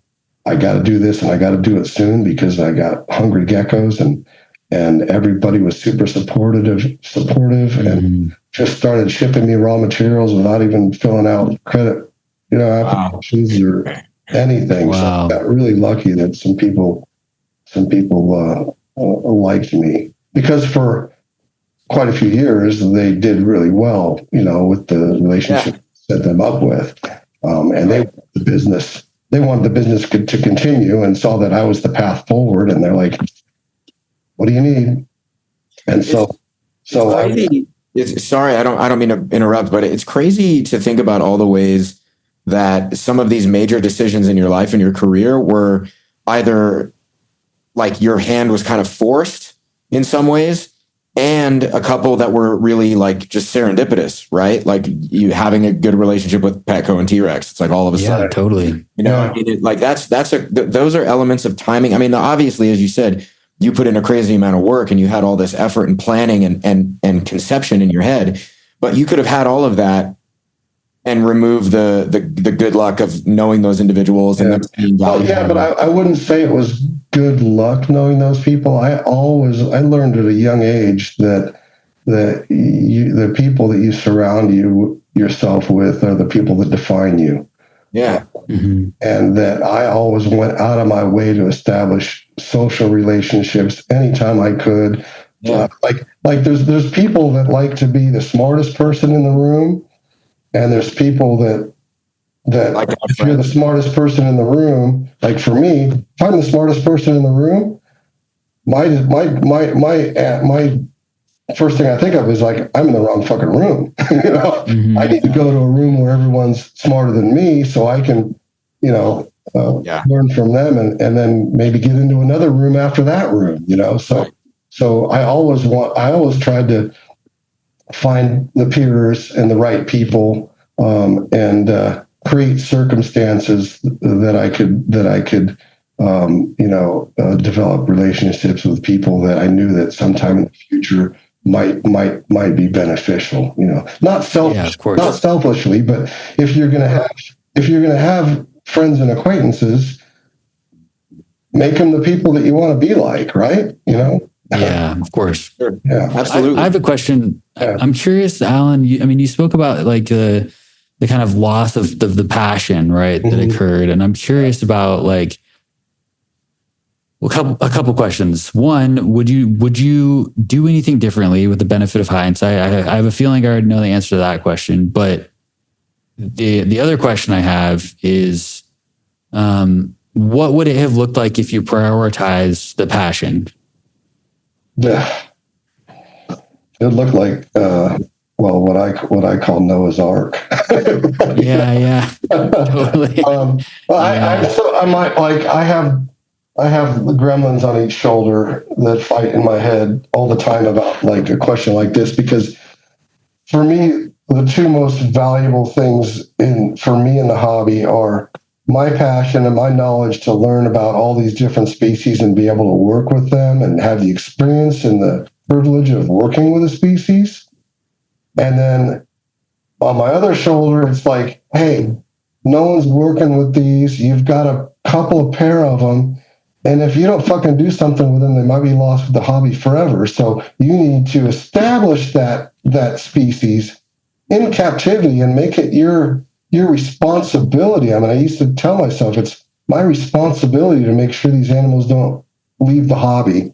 So many times people like, it's always been this pyramid game, right?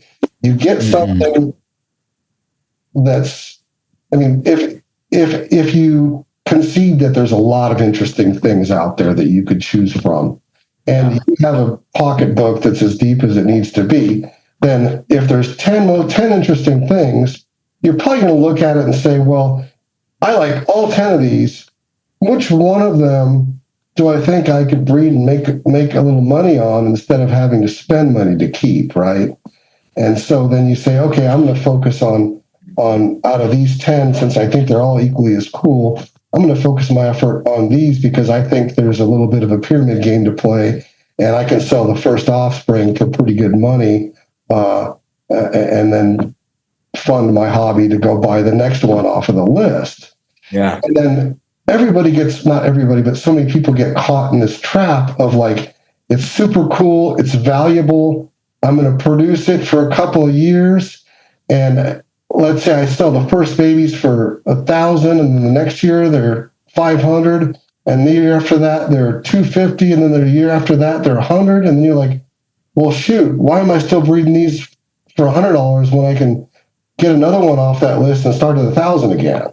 Right. Yeah. And so you've introduced a certain number of animals. You've had success. A bunch of people have followed you and established them, and you've helped them establish this pyramid. And you think, okay, there's enough people out there that I can move on to the next project, and these animals are going to stay in the hobby forever. And then you do that, and then 3 years later, you look around and you can't find one of them. Yeah. Mm-hmm. Sure. Because those people have found another shiny object themselves, maybe didn't do as good as you did, didn't listen to you, or just had bad luck, or just they weren't as cool as they thought they were because they really wanted $1,000 animal, but they couldn't afford one. But now they sold 10 of yours that they got from you for $100, and now they got the money to go buy that $1,000 one, and they bail on it. And then it's a $50 animal or $25 animal that nobody really wants anymore, and they just fucking disappear. Yeah. And yeah, totally. It's like, I think about this in relationship to, like any of the other domesticated animals that we keep and work with. I think about how many people did it take to dedicate the time, the energy, and the passion to make it so I can have a golden retriever and the breed's been around for 200 years. Right. How does that work, right? Well, it didn't happen because someone, saw that shiny golden retriever and said, hey, I can make those puppies and sell them for $5,000 this year, and then $2,000 the next year, and then $800 the next year. They did it because they said this is an animal that has value, that I have a passion for, that I know other people will have a passion for, and I'm going to keep it.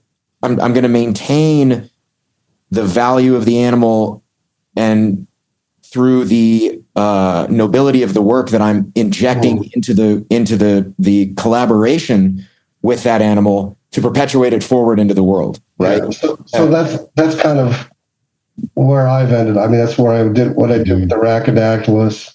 And so that's always, the two little gremlins. One is like, I want to keep and have experience and work with everything. But then on the other hand, it's like, I feel like I should take a responsibility and establish something, and not just bail out of it, We all have those gremlins. But yeah. Yeah, we do. But I think more people should play the pyramid game less and actually tell themselves that they have a responsibility to keep a species going. I don't care if it goes to, I don't care what it goes to, and the numbers that it takes to do that are significant, because it might mean that you can't put much else in your reptile room if you make a commitment to a species. For me, it was like minimum, I want to start with 10 pairs of unrelated animals if I can. And then you want to start holding stuff back. And, you end up with a colony of, depending on how fecund the species is, obviously, but to really establish something, I think takes a ground zero of 10 pairs. And then in the second and third generations, 2 to 3 times that. And then you really have to make sure in the beginning and along the way that you're, it's almost like, I wouldn't say it was a duty, or I use words like duty and responsibility, just, I don't know, because they fit. Yeah, but like it's one thing to sell something for good money, but like, to me, it's more than that. And I've personally sold animals for less because I thought that it was a better placement, You pick your customers. When you have something that 10 people want, you don't raise the price till there's one left. Well, some people do, right? Yeah, sure. But I look at those 10 people and I say, who do I think is gonna follow my vision the most with these animals, and that's where they'll go, Yeah. And it's not being selfish. It's just like, well, if I'm really here for the long-term survival of the species in captivity, I have to do everything I can to make sure that every animal I sell goes to someone that I think has similar goals and isn't just going to flip them. There's nothing worse to me than like having an animal that you talk about with somebody for a long time, and you swallow the story that they want it and they want to breed it and stuff, and then you give them a good deal on it, or you sell it to them instead of somebody else, and then 2 months later you find out they flipped it. Mm-hmm.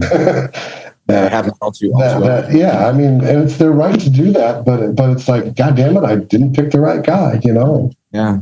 And it's like, it's so challenging.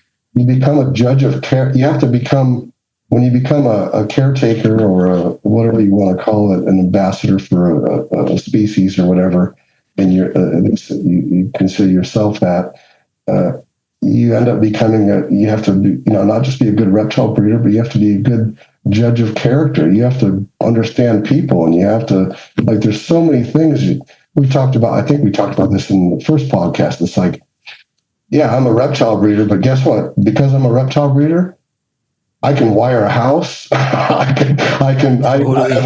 learned all these other skills because of my hobby. Because you become a jack of all trades, or you spend, who can afford to have an electrician come every time you need another outlet, So you either figure it out yourself or you burn your house down in some cases, we've seen both in the hobby. Yeah, we have. Yeah. I've walked in, man, in the old days, I walked into some rooms where it was just like Zinga. plastic tubs.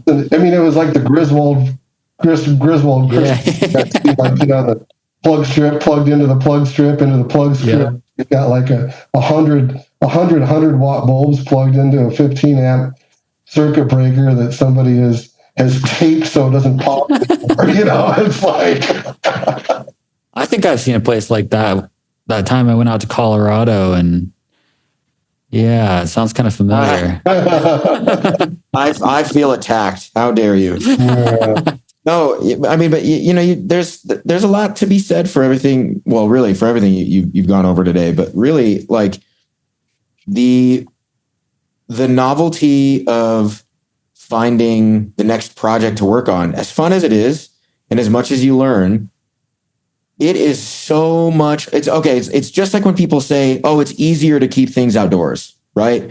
Like there's this old trope. They're keeping them outdoors though, so it's easy for them. Yeah, right. Well, actually, it's a lot harder. Like when you really look into it, it's a lot harder. It takes a lot more management and a lot more involvement and a lot more observation and attention to successfully keep things outdoors and long term. Yeah, you can't control the environment like you can indoors. Yeah, right. And it feels exactly the same.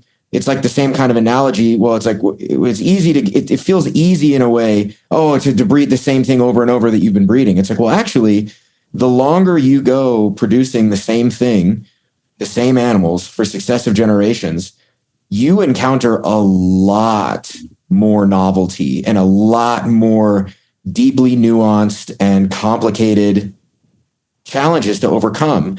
Yeah, for sure. It's difficult and fun to take on new stuff that you've never produced before.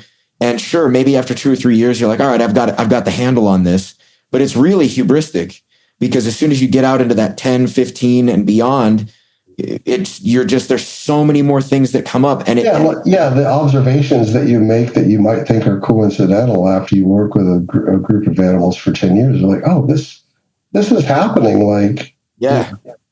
This is not just a observation. This is a characteristic, and it might take you 10 years to figure out that, oh shit, this is not happening by chance. That all of a sudden a light bulb goes off in your head. It's like, oh, when I'm doing this, they're doing that. I didn't realize that for 10 years, Right. And I mean, think about it. If you have 3 representatives of a given species and you work with them for 10 years, that's great. That's a good long time. That's a lot longer than a lot of people give a lot of species. But if any problems arise, you have such a shortened algebraic equation because you're only working with so many variables that you can adjust or change at any given point in time.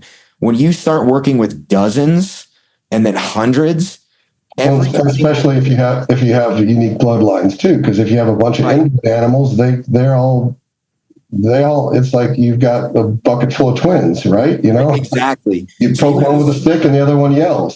Yeah. You're right. Exactly. Yeah. You have so many more variables to work out. And especially like if you have a problem that doesn't come up until you're 15 years in, how many times have you adjusted your systems and made improvements that you thought were airtight across those 15 years? That if you find a problem at year 15 or at year 25, you're going to have to rewind and work back because you don't have any idea when that problem cropped up. It could have been something that happened 10 years ago that you're only just now seeing the effects of, and you might not know. There are so many more things to unwind and tease apart.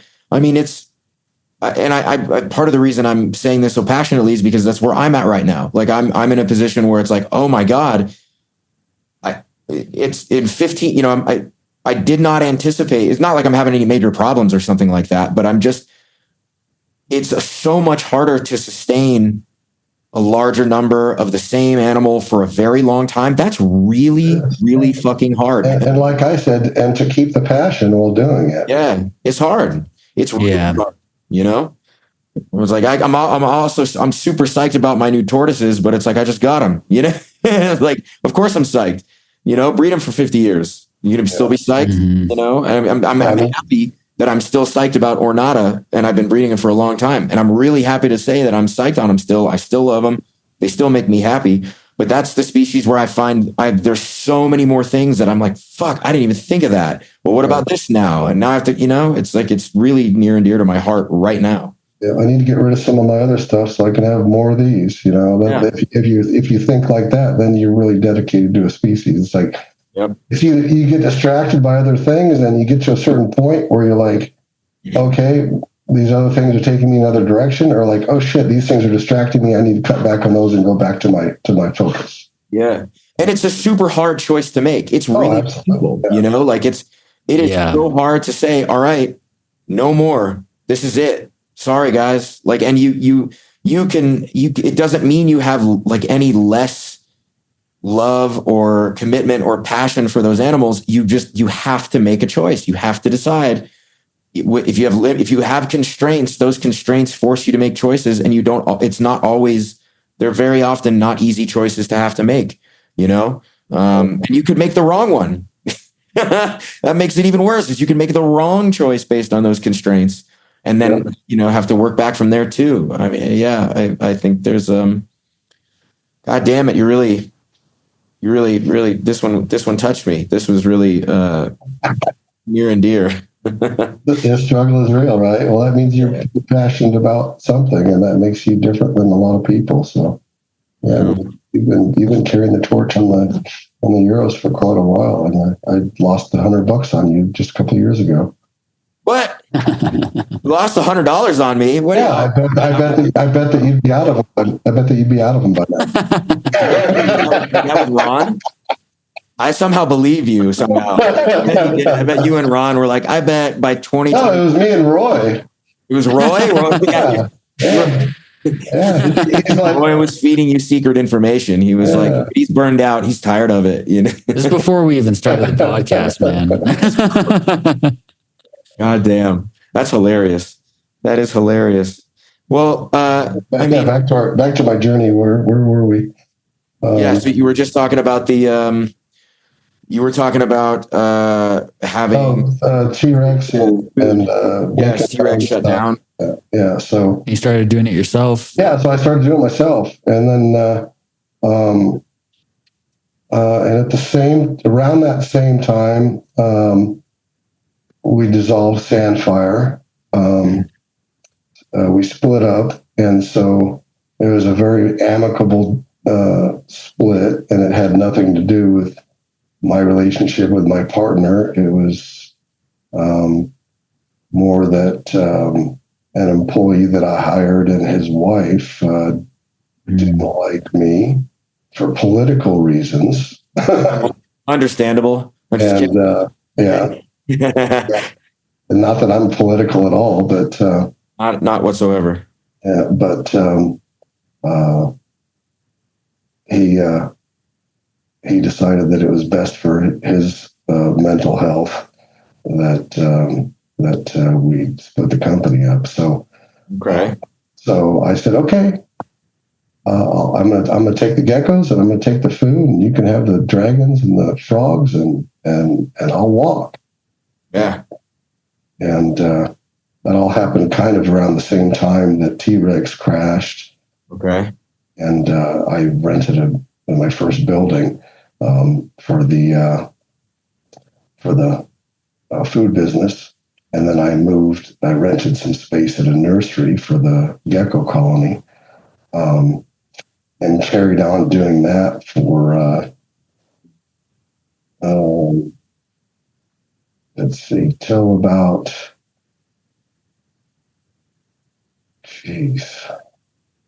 2000, maybe 2005-ish. We're probably at about now.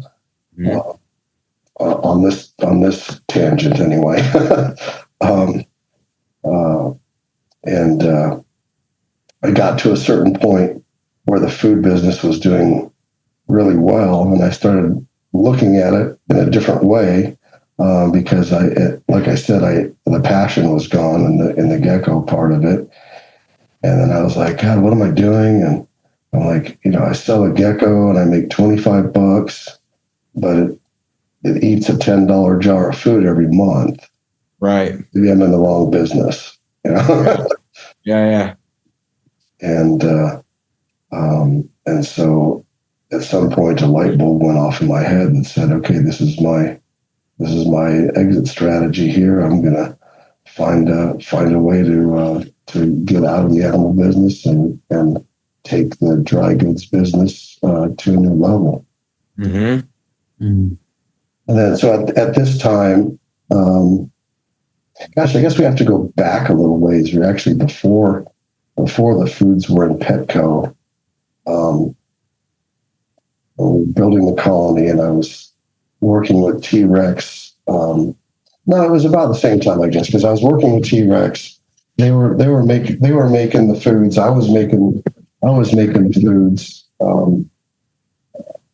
for the breeders and stuff at my facility. They were making it for the retail in the 3-ounce jars, and then I started selling to a few breeders. Like I was selling to breeders in the beginning, just breeders that were producing their own geckos. Mm-hmm. And then the breeders wanted to start selling it to their customers once they started producing stuff. And so I started selling it wholesale. Mm-hmm. And then had a few people that were selling a lot of my foods. And I was so busy still doing the geckos and managing and making the foods and that I wasn't selling. Like I didn't have an online retail presence. I don't think. I may have started it, but wasn't doing a lot with it, I would say. And there's another gecko guy that started selling a good percentage of my foods. Okay. And for a long time, I guess it was probably around early mid 2000s or something that I was pretty much had the only food on the market. And then the guy that was my biggest customer that was reselling the foods started making his own foods. And in the beginning, he was just like, "Oh, I'm just making a treat. It's not really a food." Mm-hmm. And like, okay, whatever, not a big deal, you know. And then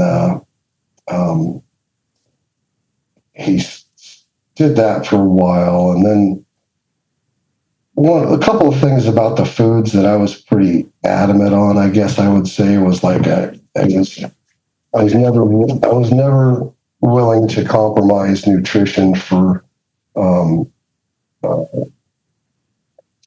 palatability or performance or anything like that. Like people loved my foods, but there were complaints about my foods that I, with my strict mindset, just said, no, okay, well, I'm sorry you don't like that, but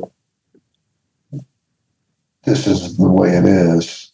Because people wanted the food to last all week in a cup, right? Right. They want to put it in once a week and let the geckos eat all week. And I'm like, this is made out of dried fruit and protein and egg. And I'm like, you put it in, you feed it, and you take it out the next day. And they're like, oh yeah, but if it lasted all week, it would be so much better. And I'm like, well, I'm sorry, I don't want to do that. I don't want to put a bunch of preservatives in my food because preservatives are not great things. And there's actually, strict limitations on preservatives because they can have negative effects on nutrition and reproduction and all kinds of things, Right. And then the diets weren't sweet enough. They didn't eat them good enough. And I'm like, well, this is. I always just put some coconut sugar in mine, when I was eating it in my breakfast cereal. I'm like, well, this is nutritionally complete. And I've been feeding it to my geckos the whole time and they're thriving and reproducing and, but they grow faster if I put more fruit or more sugar in it, or I take my old base and my fruit powders. They would like, I'm using it instead of 60-40, I'm using it 20-80. And I'm like, well, great, but how are your geckos doing? Oh, they're just fine, And I'm just like, okay. And so there were certain things that I just didn't. I was adamant that, like, I don't care about your complaints about how long the food lasts or how much they eat it, because I believe that this is the right formula for the geckos, Right. And so eventually that kind of worked against me because, I was asked by some of the people that sold my food to put more preservatives in my food, and I even did add some in very trace amounts to try to make an effort, but it was very minor, because I'm just like, hey, these people need to have a different mindset that they're feeding fresh fruit, Yeah. And the stuff isn't supposed to. I mean, if you mashed a bunch of fruit and mixed a bunch of protein with it and put it on a shelf in a humid room, what's it going to look like the next day? Yeah. And it's just you want too much, and you want them to eat too much of it, and so I was stuck in my ways, and so next thing I know, the person that's been selling my food, my biggest dealer, has got his own food, and it lasts longer and it's sweeter, and everybody liked it. And so I'm like, okay, well, I guess. And at the time, I mean, this is all. I mean, we're talking about a long time ago, and it's like I've never really even talked about this ever, because it's just water under the bridge for me. Right. But I think it's just an interesting story, and I'm not sure how we ended up here. So yeah. Here we are. So I'm gonna lay it out and say what happened. I'm not, it's whatever. I mean, looking at it now, it's like, well, now everybody has a food. I don't really care who makes another food. But at the time it hurt, because it was a distributor of mine that was, selling a good portion of my food, and then I didn't even cut him off. I allowed him to sell my food even when we started making his own food, and so that was used against me, because it was like when someone ordered my food, he put a jar of his food in there with a note. Oh yeah, well, we make our own food now, and it's better, and you should try ours. And so it was like, the bait and switch, and things that, I mean, people do that every day, I guess, to make money in business and stuff, but it's not something that I would ever do. And so that happened, and then the market became a 2-diet market, then it became a 3-diet market, and now everybody has a diet. But through all of it, I had a lot of loyal customers, and I had a good brand name, and it's done really well. And because, I put the geckos out there with the diet, and everything was developed and right from the get-go, that in the beginning, the diet and the food kind of became synonymous. Like, here's the gecko, and here's the diet. And it worked well. And then a lot of different diets came in the market, and some were good, some were bad, and some caused problems. And even today, there's people always talking about new diets that are great, and old diets that are great, and old diets that are not good. And someone changed their formula. I mean, there's always been witch hunts. I've been the focus of witch hunts in the past that I didn't understand. They were around the same time that other people started making food, though. So who knows? Right. What starts things like that to go into motion? But right. But at the end of the day, I'm still here, and the only thing that I guess, and it goes back to what we talked about earlier, is that it's a little bit of a reality check when, like, I go to a show, like, even 10 years ago, I would go to shows with the diets and stand there, and people would come up and talk to me about the crested gecko diet. And I'm Allen Repashy, and I developed these diets. And they look me right in the eye and say, "Oh, have you ever actually bred crested geckos yourself?" And I'm like, yeah, a few, it's like, but it just goes back to like how quick the turnover is in the hobby. And then for me, when my daughter was born 12 years ago now,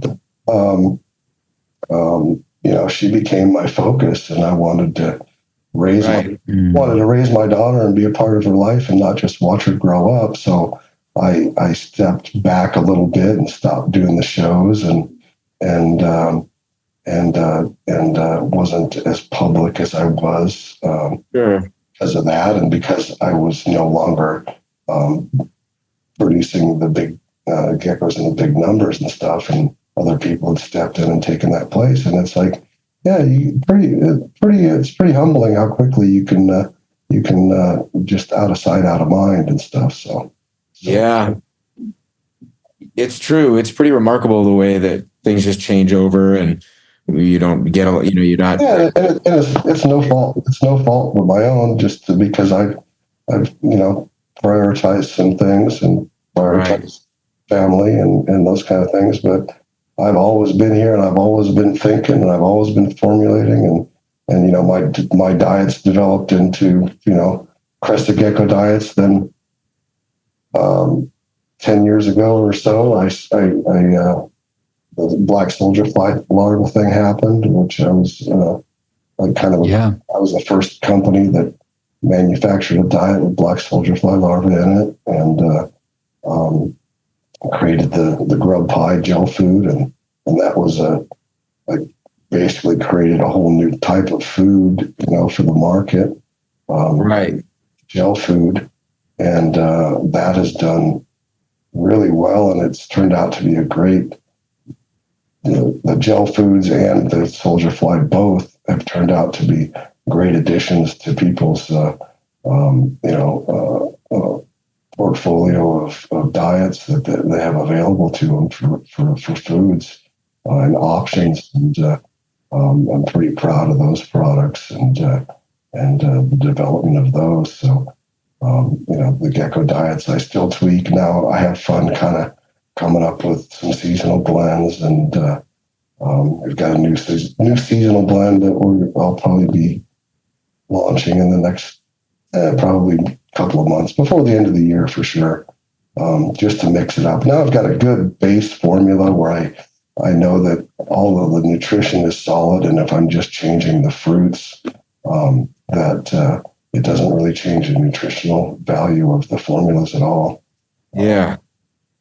And and so we're just having fun. I'm always looking for new ideas and developing new things and having help me let's develop a Euromastix Repashy formula. Let's do it. We used to have a Euromastix label for the I remember Super Veggie. I used to buy it. Veggie. That was something I did for Doug Dix back in the day.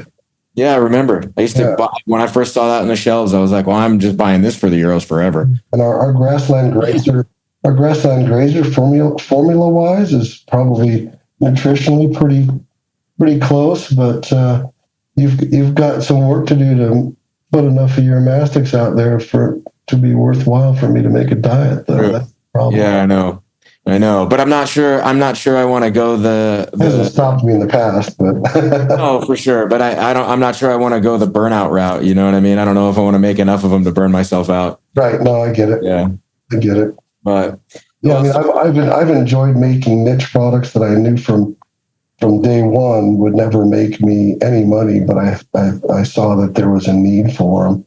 Yeah. Well, the vitamin A plus, for example.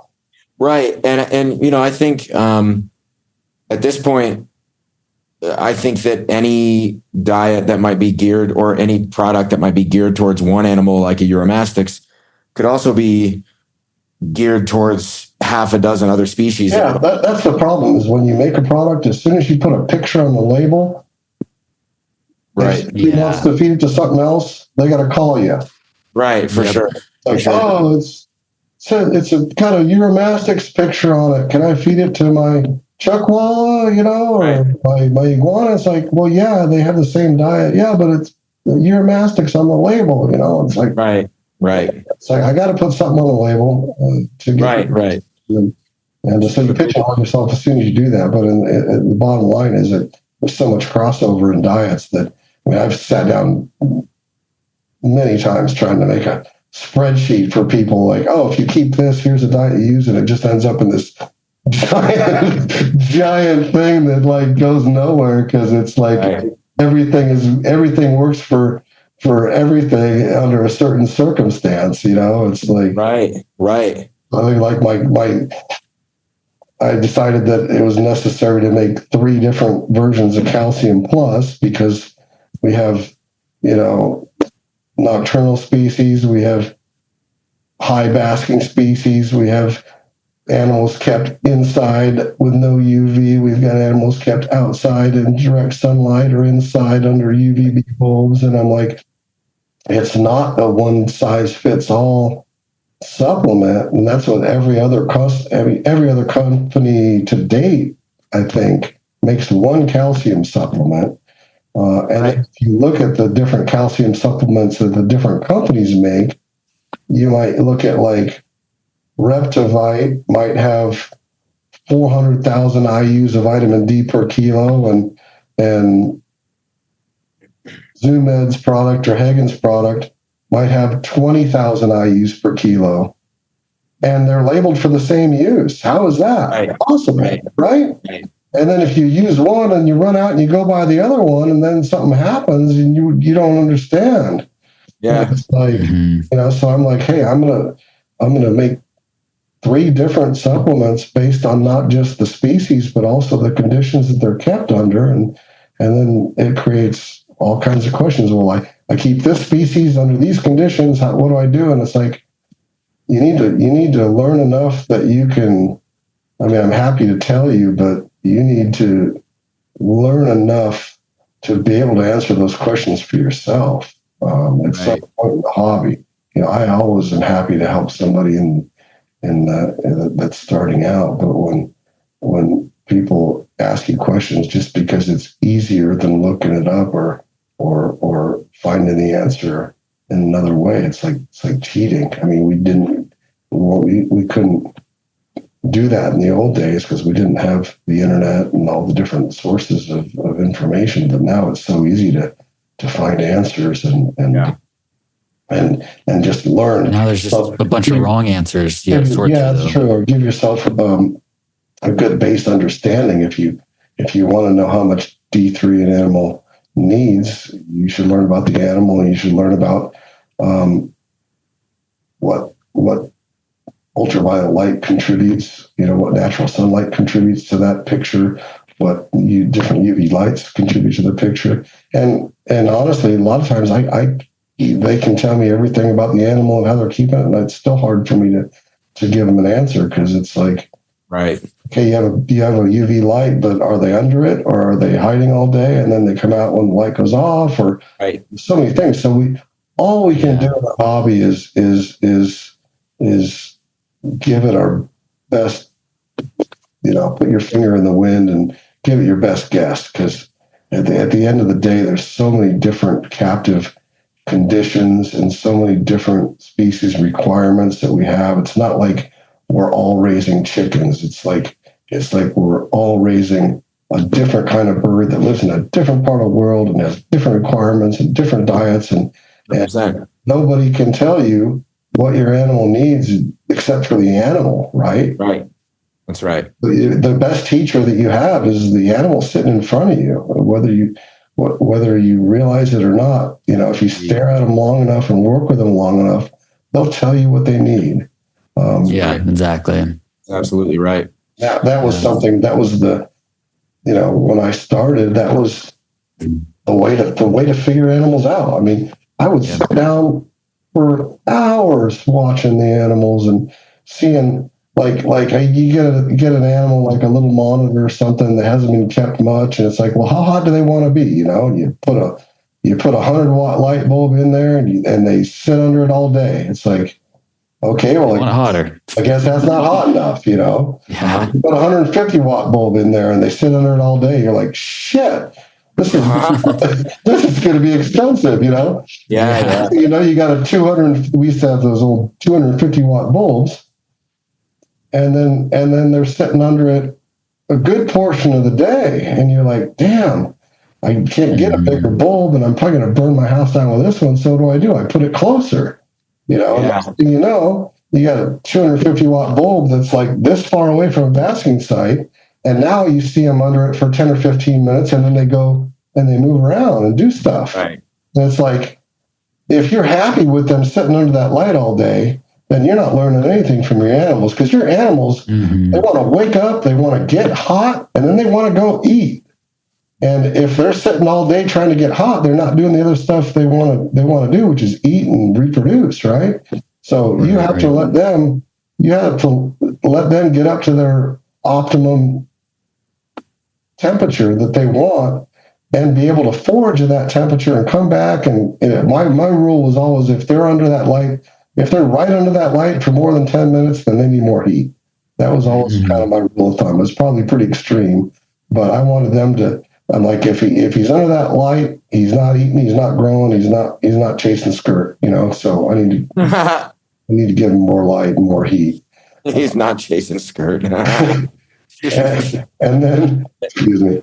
That's great. And then when you get to that point where you're like, okay, great, he's like 10, 15 minutes under that light, and he's foraging under the cage, and you realize your cage is too small because he wants more space. And then you realize that you just made a beef jerky machine with all that heat and all that ventilation, and now he's dehydrating because you've given him the heat that he wants, but he has no way to hydrate naturally because he's not getting nighttime. Your room that you keep him in doesn't get covered with morning dew and all of these other things that animals get in nature, ways to hydrate themselves. They're literally in a machine that you could make beef jerky in, and if they don't drink out of a bowl, and that's you know, something that's foreign to them, it's going to be really hard to keep them hydrated. I mean, I think that's one of the biggest fails I see with bearded dragons with people, is that they like to be hot, but once they get hot, they need to be hydrated, and they don't drink well out of a bowl. You know, I used to use a dripper, use a bubbler. Bubblers work really well for a lot of species. Especially the like chameleons and stuff. They just don't, the standing water just doesn't, they're not used to the standing water in a bowl. But as soon as you put a little aquarium bubbler in there and the water starts moving, they're like, oh, yeah, water, right. You know? Right. You recognize that like they do when a drop of water hits a leaf, and they're like, oh, there's some water, you know? And right. then they sleep all night with their head down so that the water collects on their head, and goes down into their mouth, you know? And we don't provide them with any of that stuff. So hydration is above nutrition, probably the biggest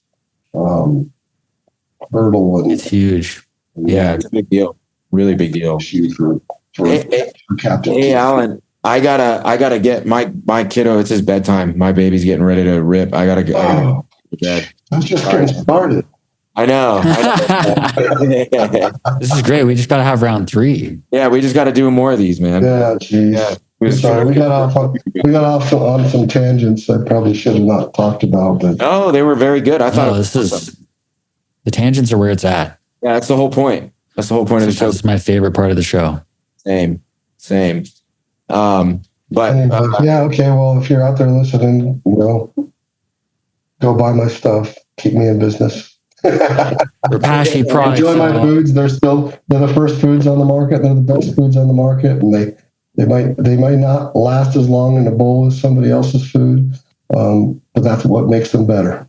Listen, dude, I put grub pie on as a duster for almost everything, for like not all the time, but the tortoises, the chuckwallas, the Uromastics. That's a great topper. The iguana. they all chow it in one way, shape, or form. Yeah. Cool. Well, thanks, man. We really appreciate it. Okay, right on. Yeah, sorry we had to do this so late. That's okay. I told you, my daughter was supposed to have a cross country track meet, and then it got moved to yesterday. But then I had the day from hell today, so I wasn't sure if I was going to make it. Thanks for making time, man. Yeah, no, thank you. Making time to join us. We really appreciate it. Oh, nice Roy, talking. you want to hit that button, Roy? Hang on, Alan, before yeah. All right.